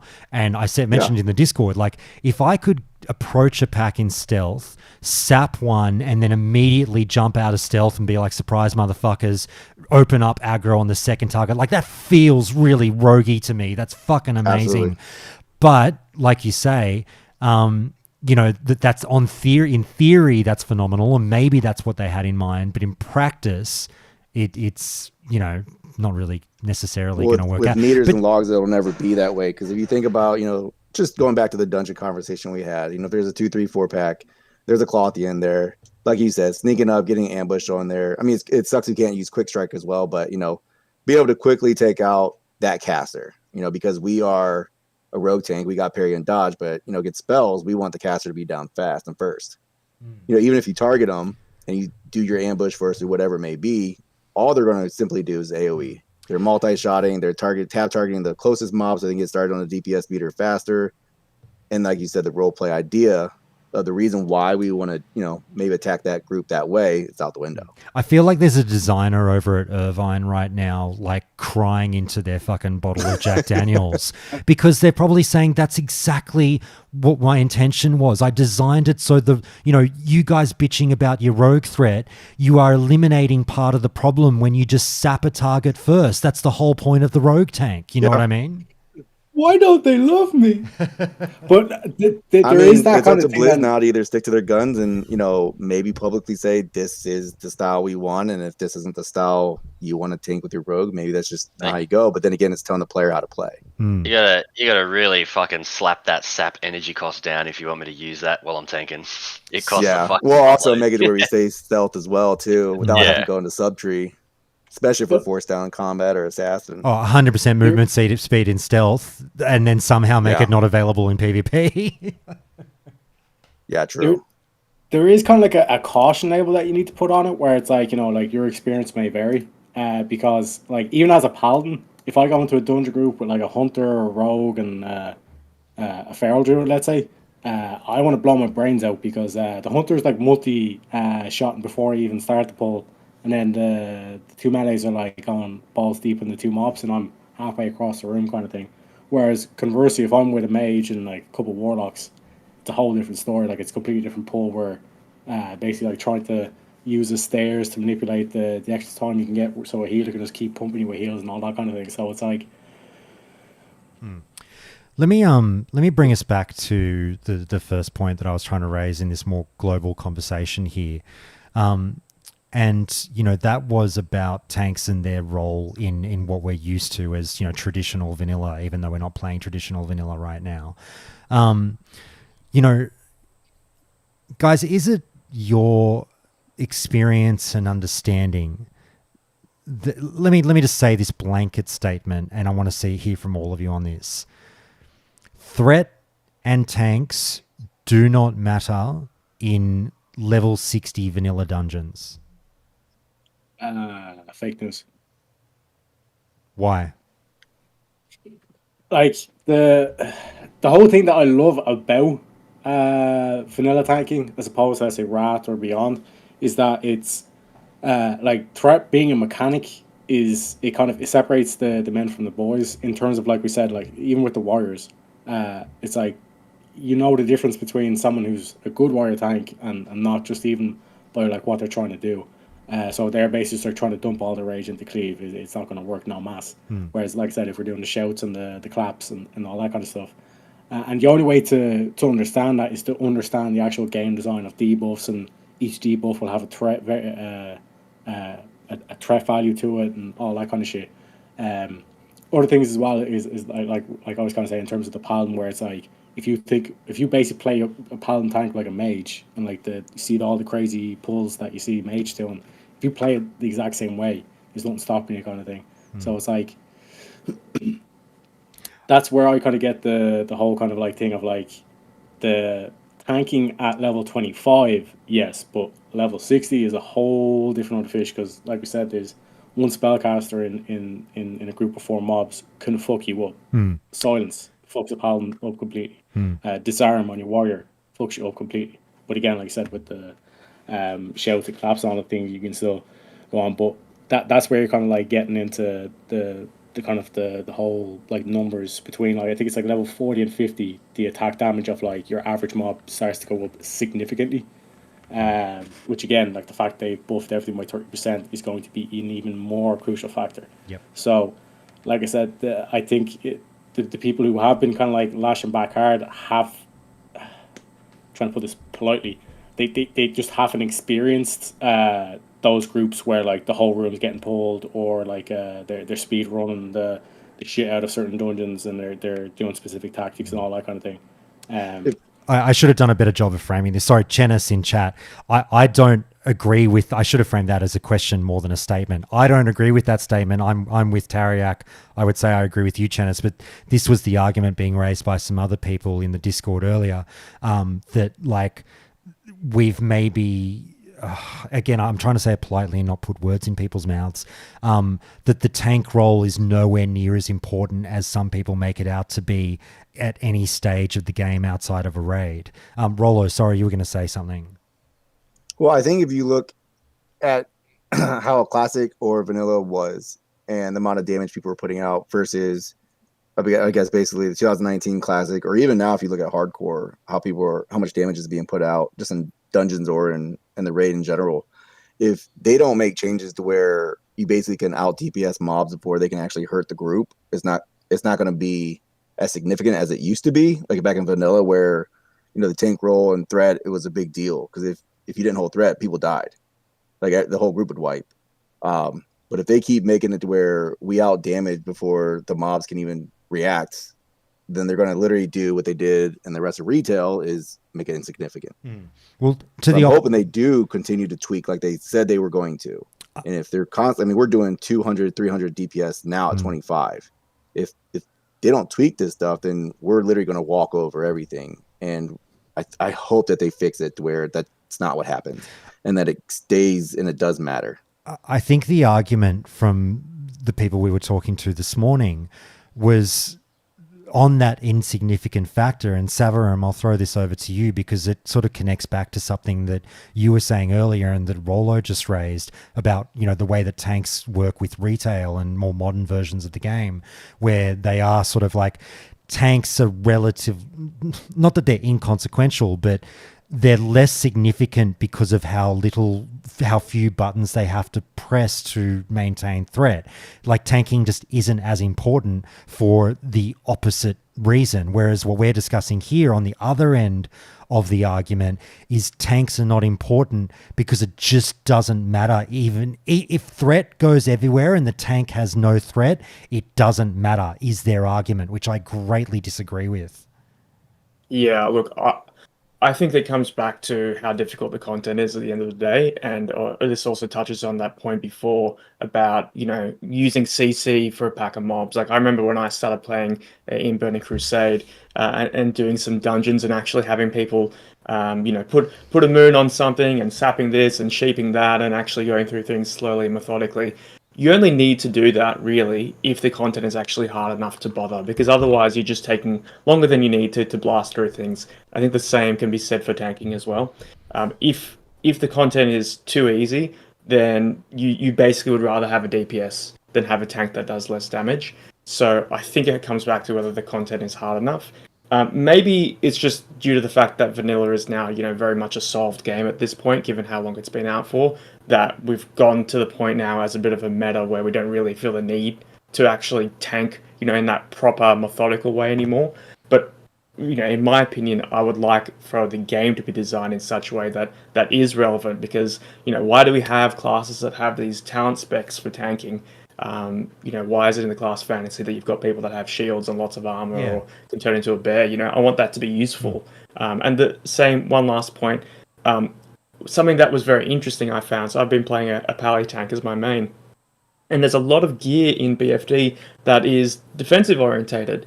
And I've been collecting it all and kind of thinking, well, what's the point of all this? Because I don't actually need it. And currently my biggest problem is actually more so in actually generating threat than dying to things. So I'd rather have DPS gear for tanking at the moment than the tank gear that they made. So, yeah. But as you're saying, like, the game's so sold and everything, if the meta truly was why bring a tank, lol, threat doesn't matter, then why for years has the game not been just take 4 rogues and a healer?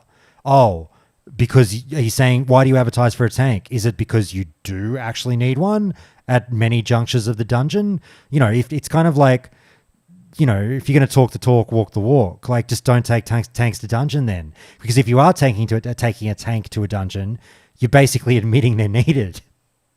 Yeah, and to sort of drill into that a bit deeper, when I mean tank there, I mean something that is very specifically a tank. So, you know, that idea of Fury prop we're talking about before.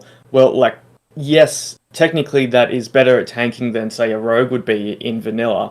But is that truly a tank, or is that sort of a, you know, a tank in DPS clothing? So, what I would like to see from the design space is there actually be a need for a dedicated tank. Have someone that doesn't do as much damage, but generates a crap ton of threat, and they're absolutely necessary because things hit hard. And if you put a Fury Warrior that's in half leather gear with, you know, hit and no defense, I want that Fury Warrior to get absolutely crushed, because that to me is more interesting. Like, if you're gonna have tanks, 100%. I'm saying do it properly, you know. Just Ubiquitous, I want to dive back into Ale. Sorry, I see you, mate. We will bring up the PvP conversation relatively soon, so sit tight, mate. We'll get there. Ubiquitous, I just want to we'll get to the tail end of this rogue and tanking discussion, but I want to bring up something that you've flirted with a couple of times through this conversation about, you know, the niche level of the rogue tank. Like we said, hey man, Warlock tanks, just, we had them, it was a thing in vanilla, Twin Amps, baby, that Warlock was a tank, but just for one fight. Maybe that was the plan for rogues. They're not dungeon tanks. It's just a new SOD thing for very, very niche circumstances. And sorry, I'm doing a tongue-in-cheek voice, which I shouldn't do, but like, I disagree with the point. But also, you raised a good counter to this, Ubiquitous, that I'll get you to kick on with now about, well, if they've designed this new thing for SOD, you know, what's to stop them saying, all right, we've given you a mage healer, but it can't really heal? Yeah, I don't understand the point. Like, why make us do this anyway if you're gonna make us be half-ass at it, or do it a handful of times in random situations? Besides the fact that, like, I tried to mention that it's allocating rune slots. Like, don't give me tank runes if I can't tank stuff all the time, even if it's not as good as what other people can do.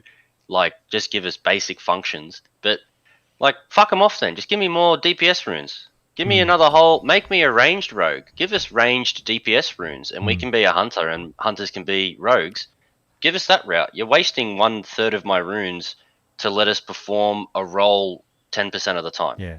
I don't understand the point. Like, it's got a market share on my rune slots to not actually really ever want to use them, and that's before you even mention that we don't even use one of the tank runes to do tanking because it sucks so bad.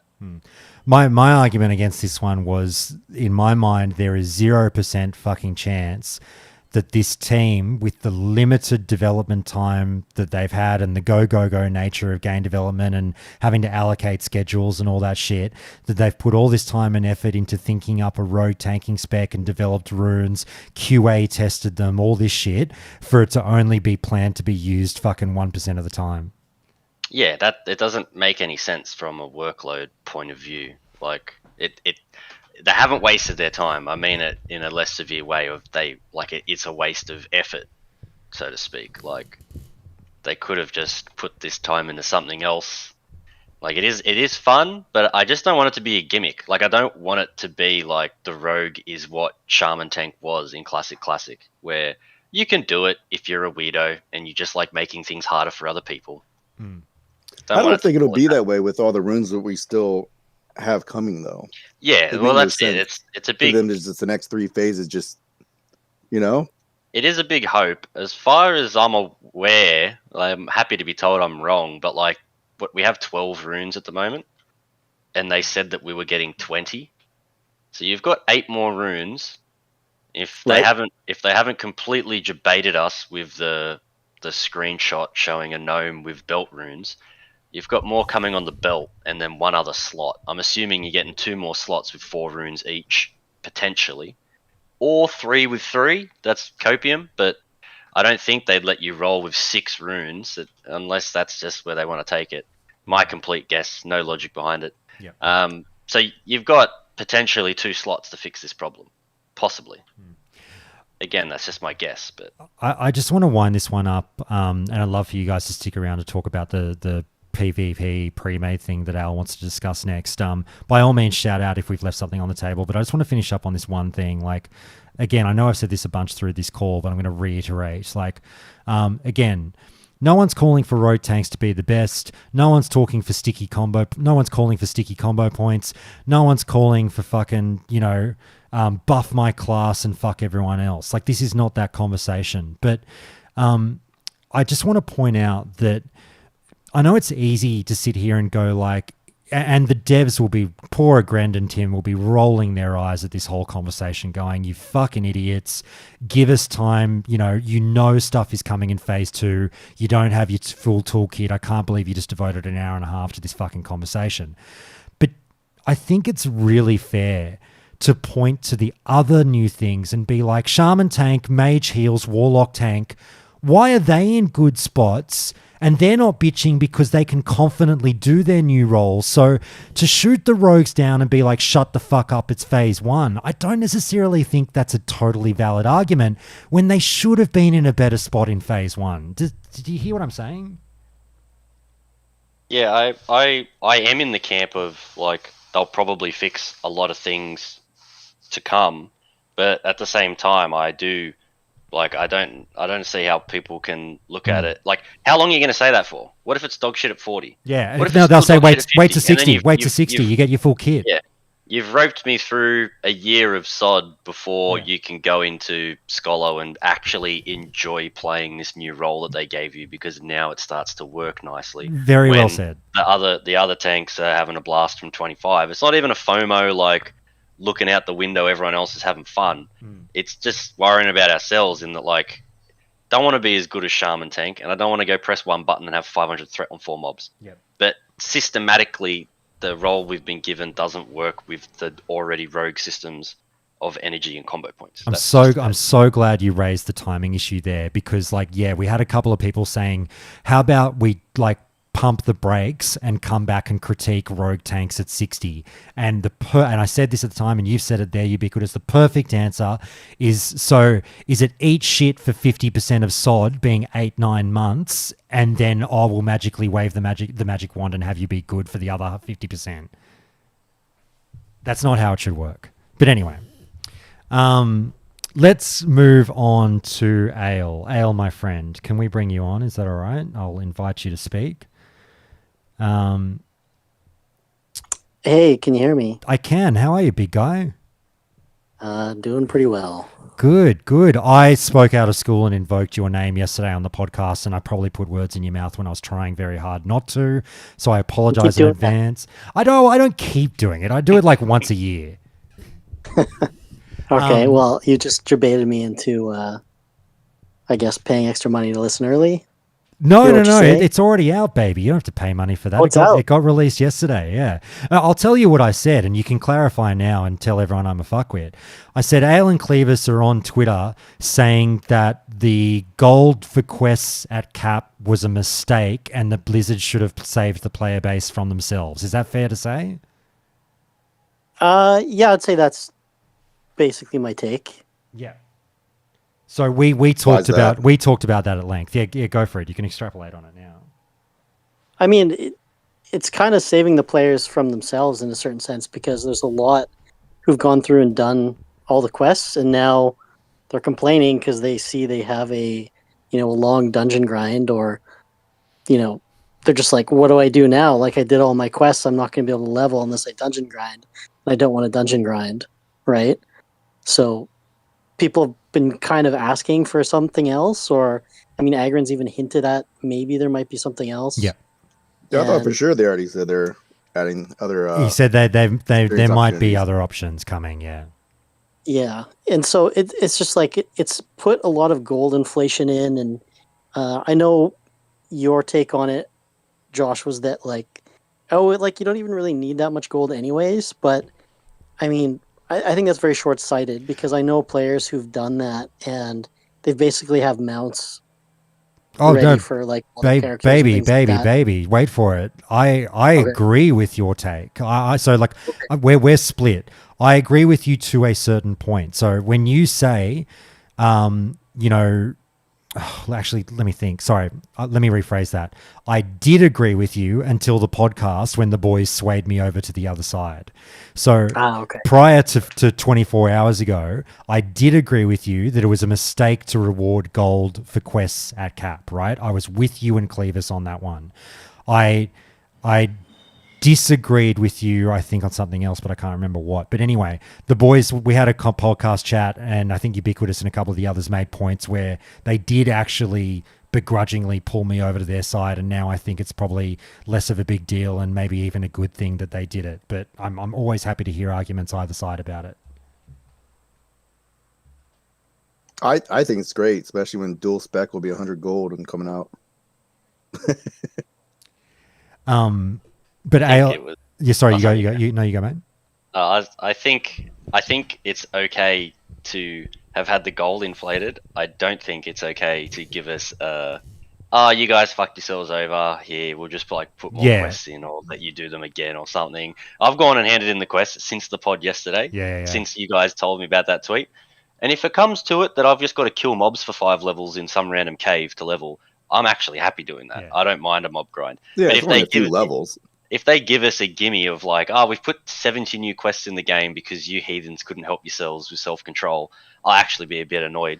But then I'll go do those quests. Yeah, so that's the part that I was with you as well, Ale, in that I didn't like that they, and I went hard on this on the podcast. We won't talk about it long now because we talked about it yesterday, but I went hard on I don't like, a month ago being told pick door A or door B, both have pros and cons, and then being told a month later, jokes, door A was the right choice. Yeah, that's definitely what you don't want to have happen, right? Is, I've not done quests and I've been doing other things to make gold. And if it turns out there's like a reset or something, like it's just be like, well, I guess I'm the idiot now, right? Mm-hmm. But yeah, have a listen to that one and see how you go. But mate, you've come on to talk about something else that's, I guess we could call it breaking news in fucking Season of Discovery Land. Agren's fired up on the old Twitter again, putting some stuff out there about premades, and we had our big premade discussion on the podcast yesterday. Talked about it. I fucked up by doing it at the end of a 4-hour podcast when everyone was really tired, and I probably should have done it at the start. But look, it's a deep and nuanced argument, and Agren has, not just today, but in weeks gone by, been really jumping in on the whole, hey, this is a much more difficult argument than you guys might realize. Number one, he's saying, number one, the stats don't support that premades are stomping anywhere near as much as people think. It's a bit of a bias thing. Number two, if we do a 2Q system, like has been thrown out on the Countdown to Classic podcast, he didn't say that, but I'm saying that. Like we've got a queue for singles and then a queue for tens, like you're at a fucking ski resort. That will absolutely murder premating. No one will queue tens. And now we're just back to solo content, which I don't think is a good thing for MMOs. I have things to say about that, but I want to hear from you first, Dale. I mean, it's kind of become a bigger thing because even on Reddit, people have been complaining a lot about it for a while. And then like today, there's a big post about how Warsong Gulch is unplayable, which is causing a lot of kind of fear around this, combined with that tweet, right? And I mean, I kind of agree with Agrand here that I think people don't really know what they're talking about when it comes to this. Like it's literally their job to think about this kind of thing, and it's going to be really difficult for them to implement some sort of a solution that's going to make everybody happy. And I feel like they've kind of said that this is like the lesser maybe of two evils. Yep. Because like when you start breaking it down, it just becomes really, really messy, right? As he tried to explain to people, where like you start to have the player base too segmented, and then people are upset because there's no queues or there isn't enough queues, or out of all the solutions I've seen people propose, I haven't really seen any good ones for this. I agree with you on the Agrend is right part of it to a certain, well, I was going to say to a certain extent, but that's not the case. Agrend is right. Nothing he is saying is wrong. The thing is, it creates a whole other question from what he is saying. Like, Agrend is predicting the same future that we threw out there on the podcast yesterday. If you do 2 queues, 1s and 10s, no one will queue 10. Like, it will absolutely be the death of the Premade. No one will want to queue Premades anymore.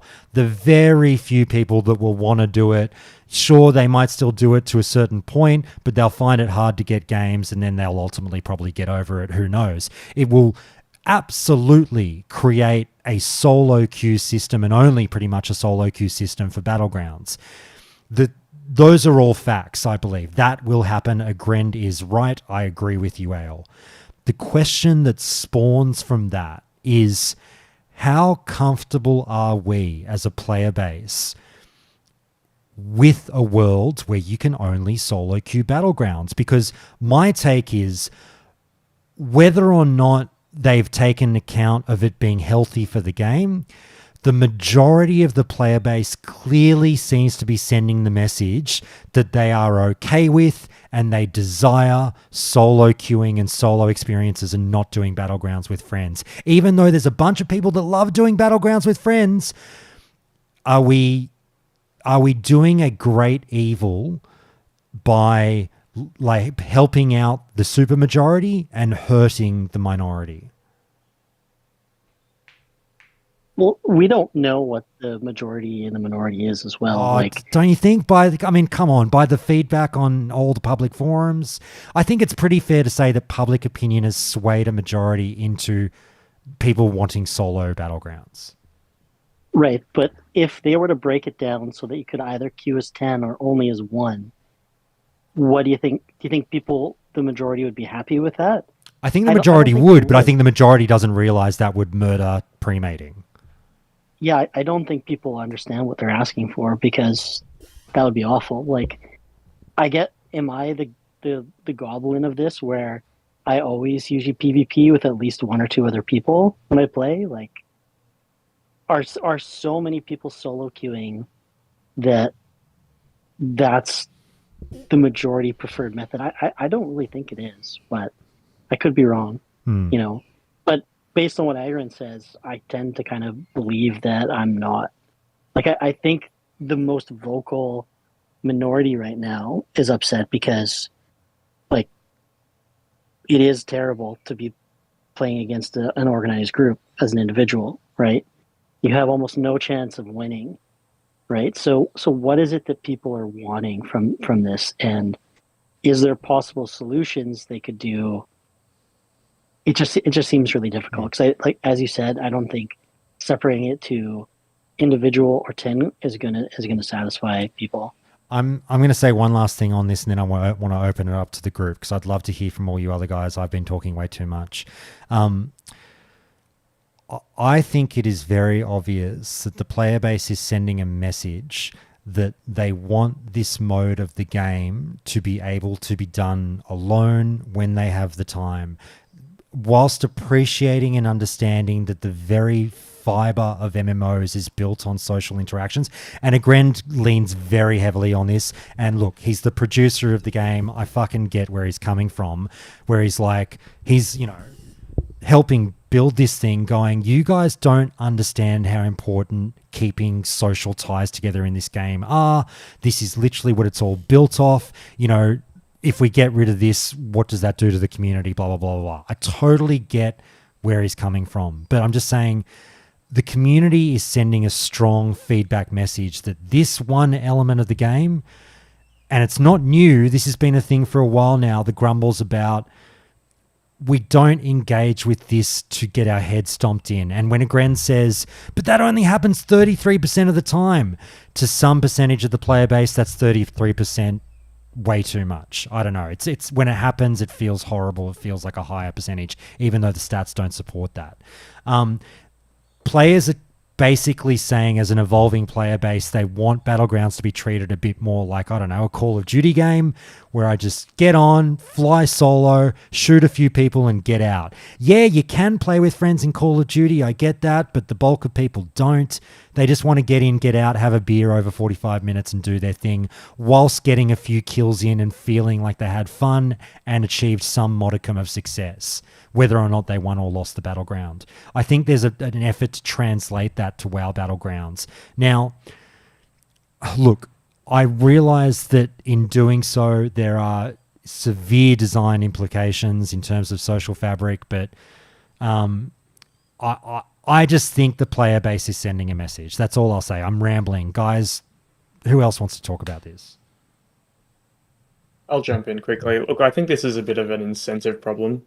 At the moment, the best PvP rewards can be attained by essentially running premades over and over again, and you are versing non-premades. I ran about 10 premades yesterday, and I think we only versed about 2 premades out of those 10, so that was 8 battles that we fought against a non-premade, and it was absolutely a stomp. We just, camping in the graveyard whilst we played relay with the flag. But the reason why we're doing that is because at the moment in SOD, there are rewards behind rank 3 in PvP, and also people want to get Exalted with Silverwing, so or the Horde equivalent. So that's why people are currently doing it. I think this is an issue that has been attempted to be fixed before in the cycle of WoW. The options that I see are obviously splitting the queues, but then you're going to have very long queue times, so that is problematic. Moving to a ranked battleground system, which is not in the spirit of vanilla, but would at least segregate the base. I'm personally more in favor of that option. Put the better rewards behind having to do ranked battlegrounds, and ranked battlegrounds, basically by their nature being a pre-made, and therefore you essentially split, the more casual PvPers versus those that are really hardcore. But with either option, unfortunately, you have the drawback of you're now splitting those queues, right? So what's the impact going to be on queue times? If I'm waiting 15 minutes to do a Warsong Gulch, am I going to actually do it? Probably not. Anyone else? I think I'd be curious to know how they look at the data based on how much it would fuck queue times. I don't think the queue times would be bad for the puggers at all. I wonder if they're looking at current data of like, 1 out of 2 games is pre-made versus pre-made. Yeah, out of necessity. I have not played Warsong Gulch. I played 1 game and I immediately went, nah, I'm only pre-mading or not playing at all. That's it. And I don't want to. I don't want to play with 9 dudes that I'm never going to talk to again on the server. But it's better than just rolling into 9 guys that are completely uncoordinated. And that's like, I would say that there's a lot of the player base that would take an even more casual approach to me that absolutely would say, nah, I'd rather I don't want 9-minute pre-made wins or losses. I just want 30-minute fuck arounds in Warsong Gulch. But what I'm just trying to say is I wonder how many people are pre-mading not because it's what they want to do or because it's more efficient. They're just so fucked off versing them that they're joining you're joining the evil that you really don't want to verse. Like you're just trying to do your best to get what you want out of the game based off the rewards. It would be interesting to see surveys be damned because they're always shit, but how many players are actually enjoying being in a pre-made for the next 2 hours and I don't add any of them to my friends and we just wing it because we want rank 3. It's not exactly a social building tie whatsoever. It's just you're an associate for a couple of hours and thanks boys, we won 5, lost 4. It's the bank robbers coming together to do the job and then drifting off into the wind and never talking to each other again. I would maybe I'm in the minority. I would rather play 50% more time in Warsong Gulch just queuing into randoms and being the rogue that sits in the flag room and defends. And I don't need to do that in a pre-made or a pug. That's just where rogue is fun in Warsong Gulch, having a good time doing that. But now you have to go into a pre-made with faps and shit if you want it to not be just a miserable experience. Anyone else? I don't know if the queue time would really be that bad. It would be bad for the pre-maders, I feel, if you went the pre-made versus pre-made queue. Well said, man. Well said. Anyone else? I feel like this is just where WoW PvP has gone. Fucking like last 10 years, maybe. It's you can't beat them, you join them. Like I stopped doing PvP because I don't want to do pre-mades, so I don't do it. I didn't do it in Classic either. It's just that's just what they're gonna do. They're min maxing for a reason. That's what's going to get them their rewards and stuff. And everybody that just wants to do it for fun, there's no point. I completely agree, mate. And that you are me, where like I love Battlegrounds, but I have stayed away from that content. And this is all a part of the reason why. And like you say, you know, this when the answer is just go pre-made, I don't like the icky feeling of min-maxy grinding in a pre-made. It feels weird. I want to just fucking, you know, kill someone, die, rinse, repeat, laugh, muck around. Who gives a fuck? Like, as opposed to, I don't know, like, I know that it's a game you play to win, but I'm kind of not there to win, as strange as that sounds. Like, there's a lot of people out there, and all you guys who are great at the game can scoff at this and roll your eyes and say, you're all fuckwits. You know, this is a sport. You fucking play to win the game, baby. I'm a man. You know, a lot of people don't play to win these battlegrounds. They just want to dick around. Whether you like it or not, that is a cold, hard truth. Yeah, and Warsong Gulch, and it's a shame too, because Warsong Gulch is, to me, it's my favorite. It always has been. But there's just no point nowadays. That's funny. Blazing Bob just messaged me and said, "You want a pre-made?" Yeah. But so why do you have to go into Warsong Gulch to do it then? Like, Josh, why can't you just go mess around? Like, I think they really, because Warsong Gulch is because it's a guaranteed small space with 20 people in it. I don't have to go searching around the world for, I wonder where everyone is today, or where will I find the PvP, and you know what I mean? Convenience.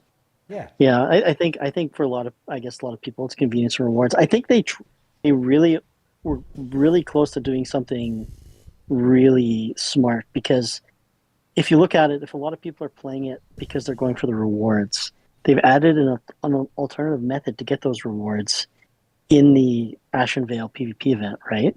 But it doesn't quite hit what kind of the newer soloist players, the solo queuers, are wanting to get. Like you said, you want to be able to get into a relatively fair fight and just muck it up, right? Where that doesn't really exist in the current iteration of their outdoor PvP. It's more of the, AV style giant armies, right? Yeah. I think I'd be interesting to see what they do with the next phases after learning from this. But yeah, I feel like, they've kind of tipped their hand in a sense of, like, I think they can't really make changes to Warsong that, a lot of the people who are upset with it are wanting. Yeah, I tend to agree. I'm glad you went down that avenue, because I don't know, there's so much focus on Warsong Gulch, pre-mades, and it is all tied to, I want rank 3 because I want that cape. Why didn't they just make it that the lieutenants in Ashen Vale also reward you with something as measly as 100 honor? How much do you need to get to rank 3? 4,500 from rank 2? I think it's 4,500 off the top of my head. It's either 45 or 54. That means that you've got to partake in about 10 or 12 Ashen Vale events in a week. If you hate Warsong Gulch and Premades that bad, that's not that many Ashen Vales to do in a whole week to then get to rank 3 from rank 2. They could have just given honor rewards in their PvP event that they made, but they didn't, thinking that we were going to fight each other. But you get 1 honor for an honorable kill in a rate of 40. So you're not going to kill 4,500 Alliance in an event where we never cross paths anyway. I think that could have just been their easiest out. Then you don't have to be in pre-mades at all. As long as you're killing 30 fucking lieutenants a week, you would get the reward that you want. And that's something I also want to mention that really weighs heavily on my mind after reading the WoW diary and, me pretending that I have good dev ideas. It's that a lot of, they have to protect the players from themselves, and they have to be very wary of any changes they make, because the player base will take the path of least resistance, right? So one of the suggestions I saw was, well, have a 10-man queue and then have like a small group queue. Well, all that's going to happen, it's not going to go the way people think. It isn't going to be soloists and stuff doing that. There'll be Discord spin up where group queues will all be queuing, and then it'll basically turn into another pre-made situation. Like, even if it was soloists like that still might happen, where everybody all joins the same pre-made Discord and then they all get in the same channel and stuff like that. Like, that's basically what's happened whenever they've tried to implement other systems, is that the player base has still tried to warp it into the path of least resistance and doesn't take it for what people actually want it to be, which, like you said, is just getting in and mucking around, right? Just on a couple of things. They'll find the most efficient way to, bully and win every game if possible, if there's a way for that, right? And that's something they're super aware of. And like, I think they're really like, okay, like if we do this, you don't realize that this is going to happen, right? Yeah. Just a couple of things. Like, I agree with you on the point that this feels like it could turn disastrous. You know what I mean? Like, this really does feel like if it ain't broke, don't fix it, even though we are saying it's broke. Like, and traditionally PvP changes have been the ones that have led to disaster. So you go. Can I just hop in real quick? Yeah. I think they're just trying to hold the line, because probably next phase we're going to get AB, right? And then it's going to be spread out even more. Premades will be in AB more, I think. Or at least it should be divided more, where hopefully it won't be as much of an issue. It'll only be divided depending on the efficiency and how much honor they gain. Whichever one's the most, that's where the premades will camp. Right, so then the solo players can just go to the other one, which is a muck up. But they probably won't want that, because they'll want to get AB rep now too, if that's the most efficient. Why wouldn't they just do premade versus premade? Like what's besides because they're saying that they won't get games because everyone will stop premating. I think you also run the risk, like someone else mentioned before, that if you don't allow premades, or if you split it into premade versus premade, people will find ways to essentially premade without being considered a premade. We saw that in the past with AV. Right. I think it's going to be a cat and mouse game again of people doing that. That takes me back to why I'd like them to have two routes to the same thing, which is rank 3, two viable routes. I mean, there is technically, I think, I've just based it off a few solo kills I got in Ashenvale. I think you've only got to murder 150 people in Ashenvale on your own to bridge the gap from rank 2 to rank 3. That's not that many for a whole week of killing people. Well, that's probably a couple of hours of PvP. I mean, that's not everyone's cup of tea, and not everyone's a rogue where you can pick and choose your fights so easily. But there is that route. But yeah, I still just think, like, to alleviate the situation, having two accessible paths to the exact same reward through either Ashenvale or Warsong Gulch, even if they made, like, Warsong Gulch could be the meta where it's Ashenvale could be 75% as efficient. Well, it already would be, because it's so time gated. Warsong Gulch you can spam. You could get that honor done in 1 day of Warsong Gulch playing, but it would take you. You'd have to go to 2 or 3 Ashenvales every day for 7 days to get there.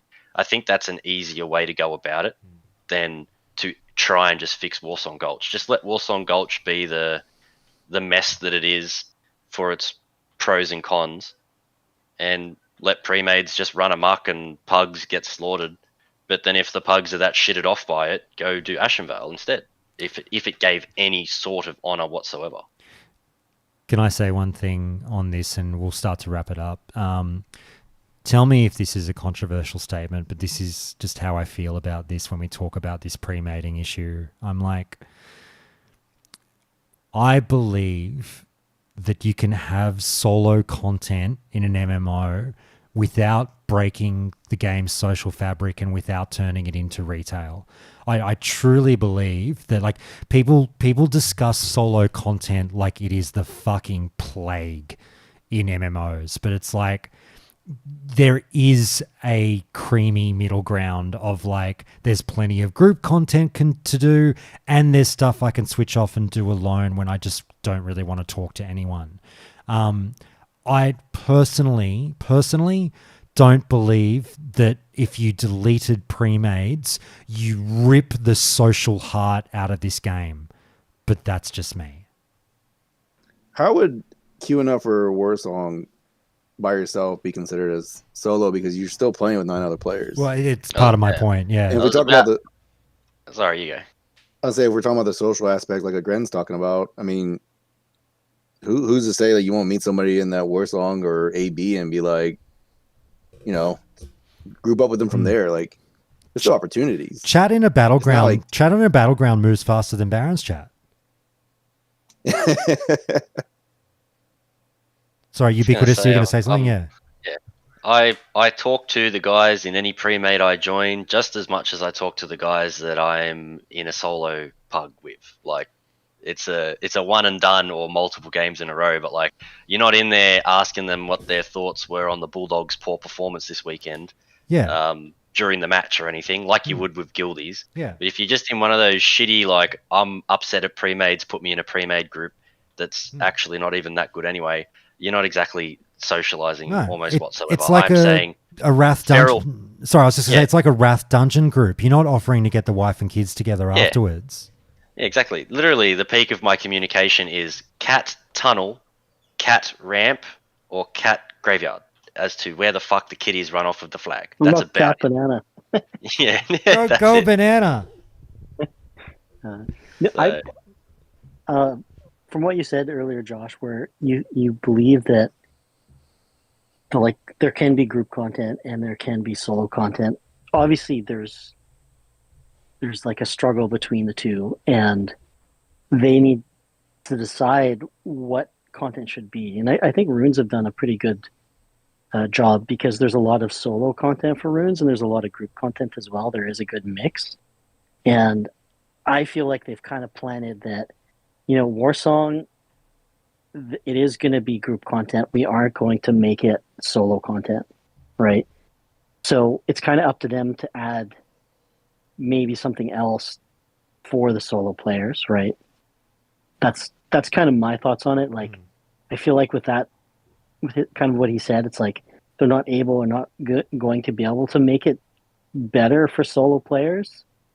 So if that is actually in demand, I think there needs to be something else, but it's probably not going to be Warsong. Here's another problem with Warsong is it's suffering. You'll laugh at this one.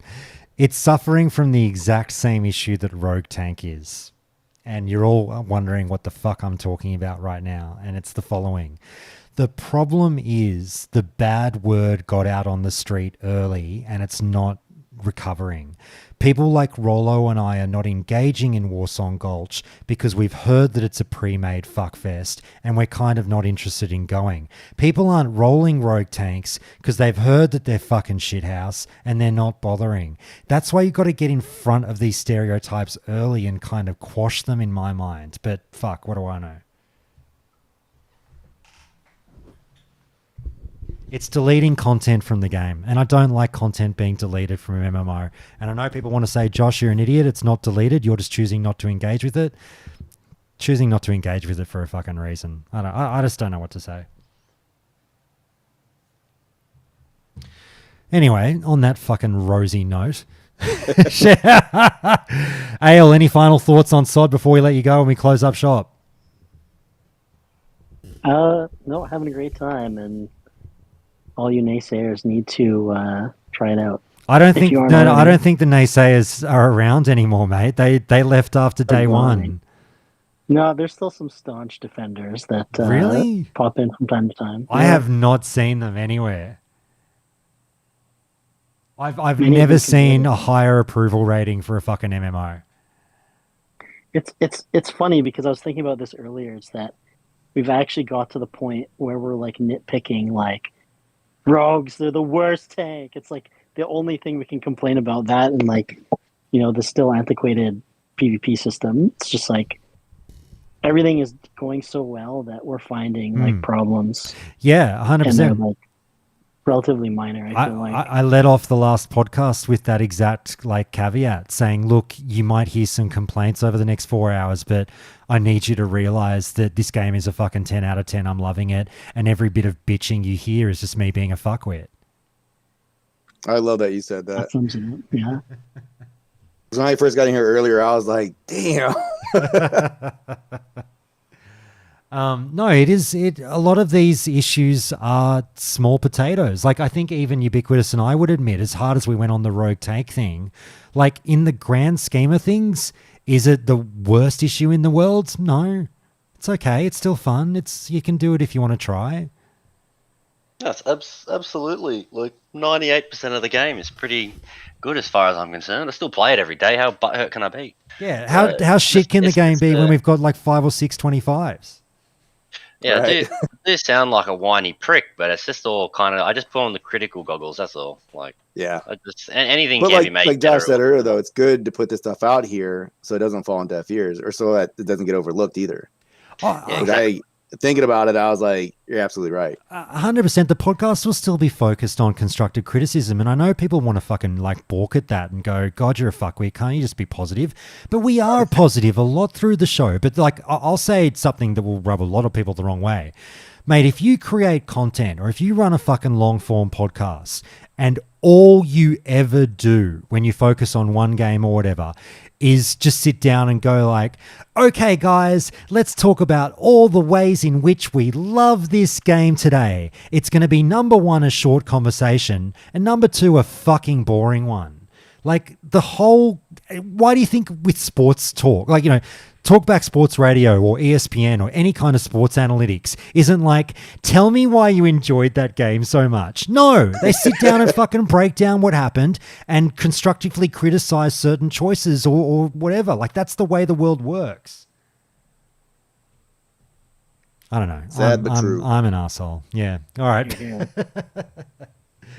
All right, guys. Thank you so much. Let's say our goodbyes. Ubiquitous, mate. You're a legend. Thanks for having me. One shout out, the Zoram Chads doing the Lord's work, getting us victories in Ashenvale. As a Splinter Gronk, I appreciate you. That's the way. Tariak, thanks for jumping in from the top rope, mate. Been a pleasure. Pleasure as always. Absolutely. Rollo, mate, thank you for coming in. I hope I wasn't too spicy, and I've like I said, I've already had the makeup sex with Gally, so I hope it's all good to push back a little bit here and there against some of the arguments.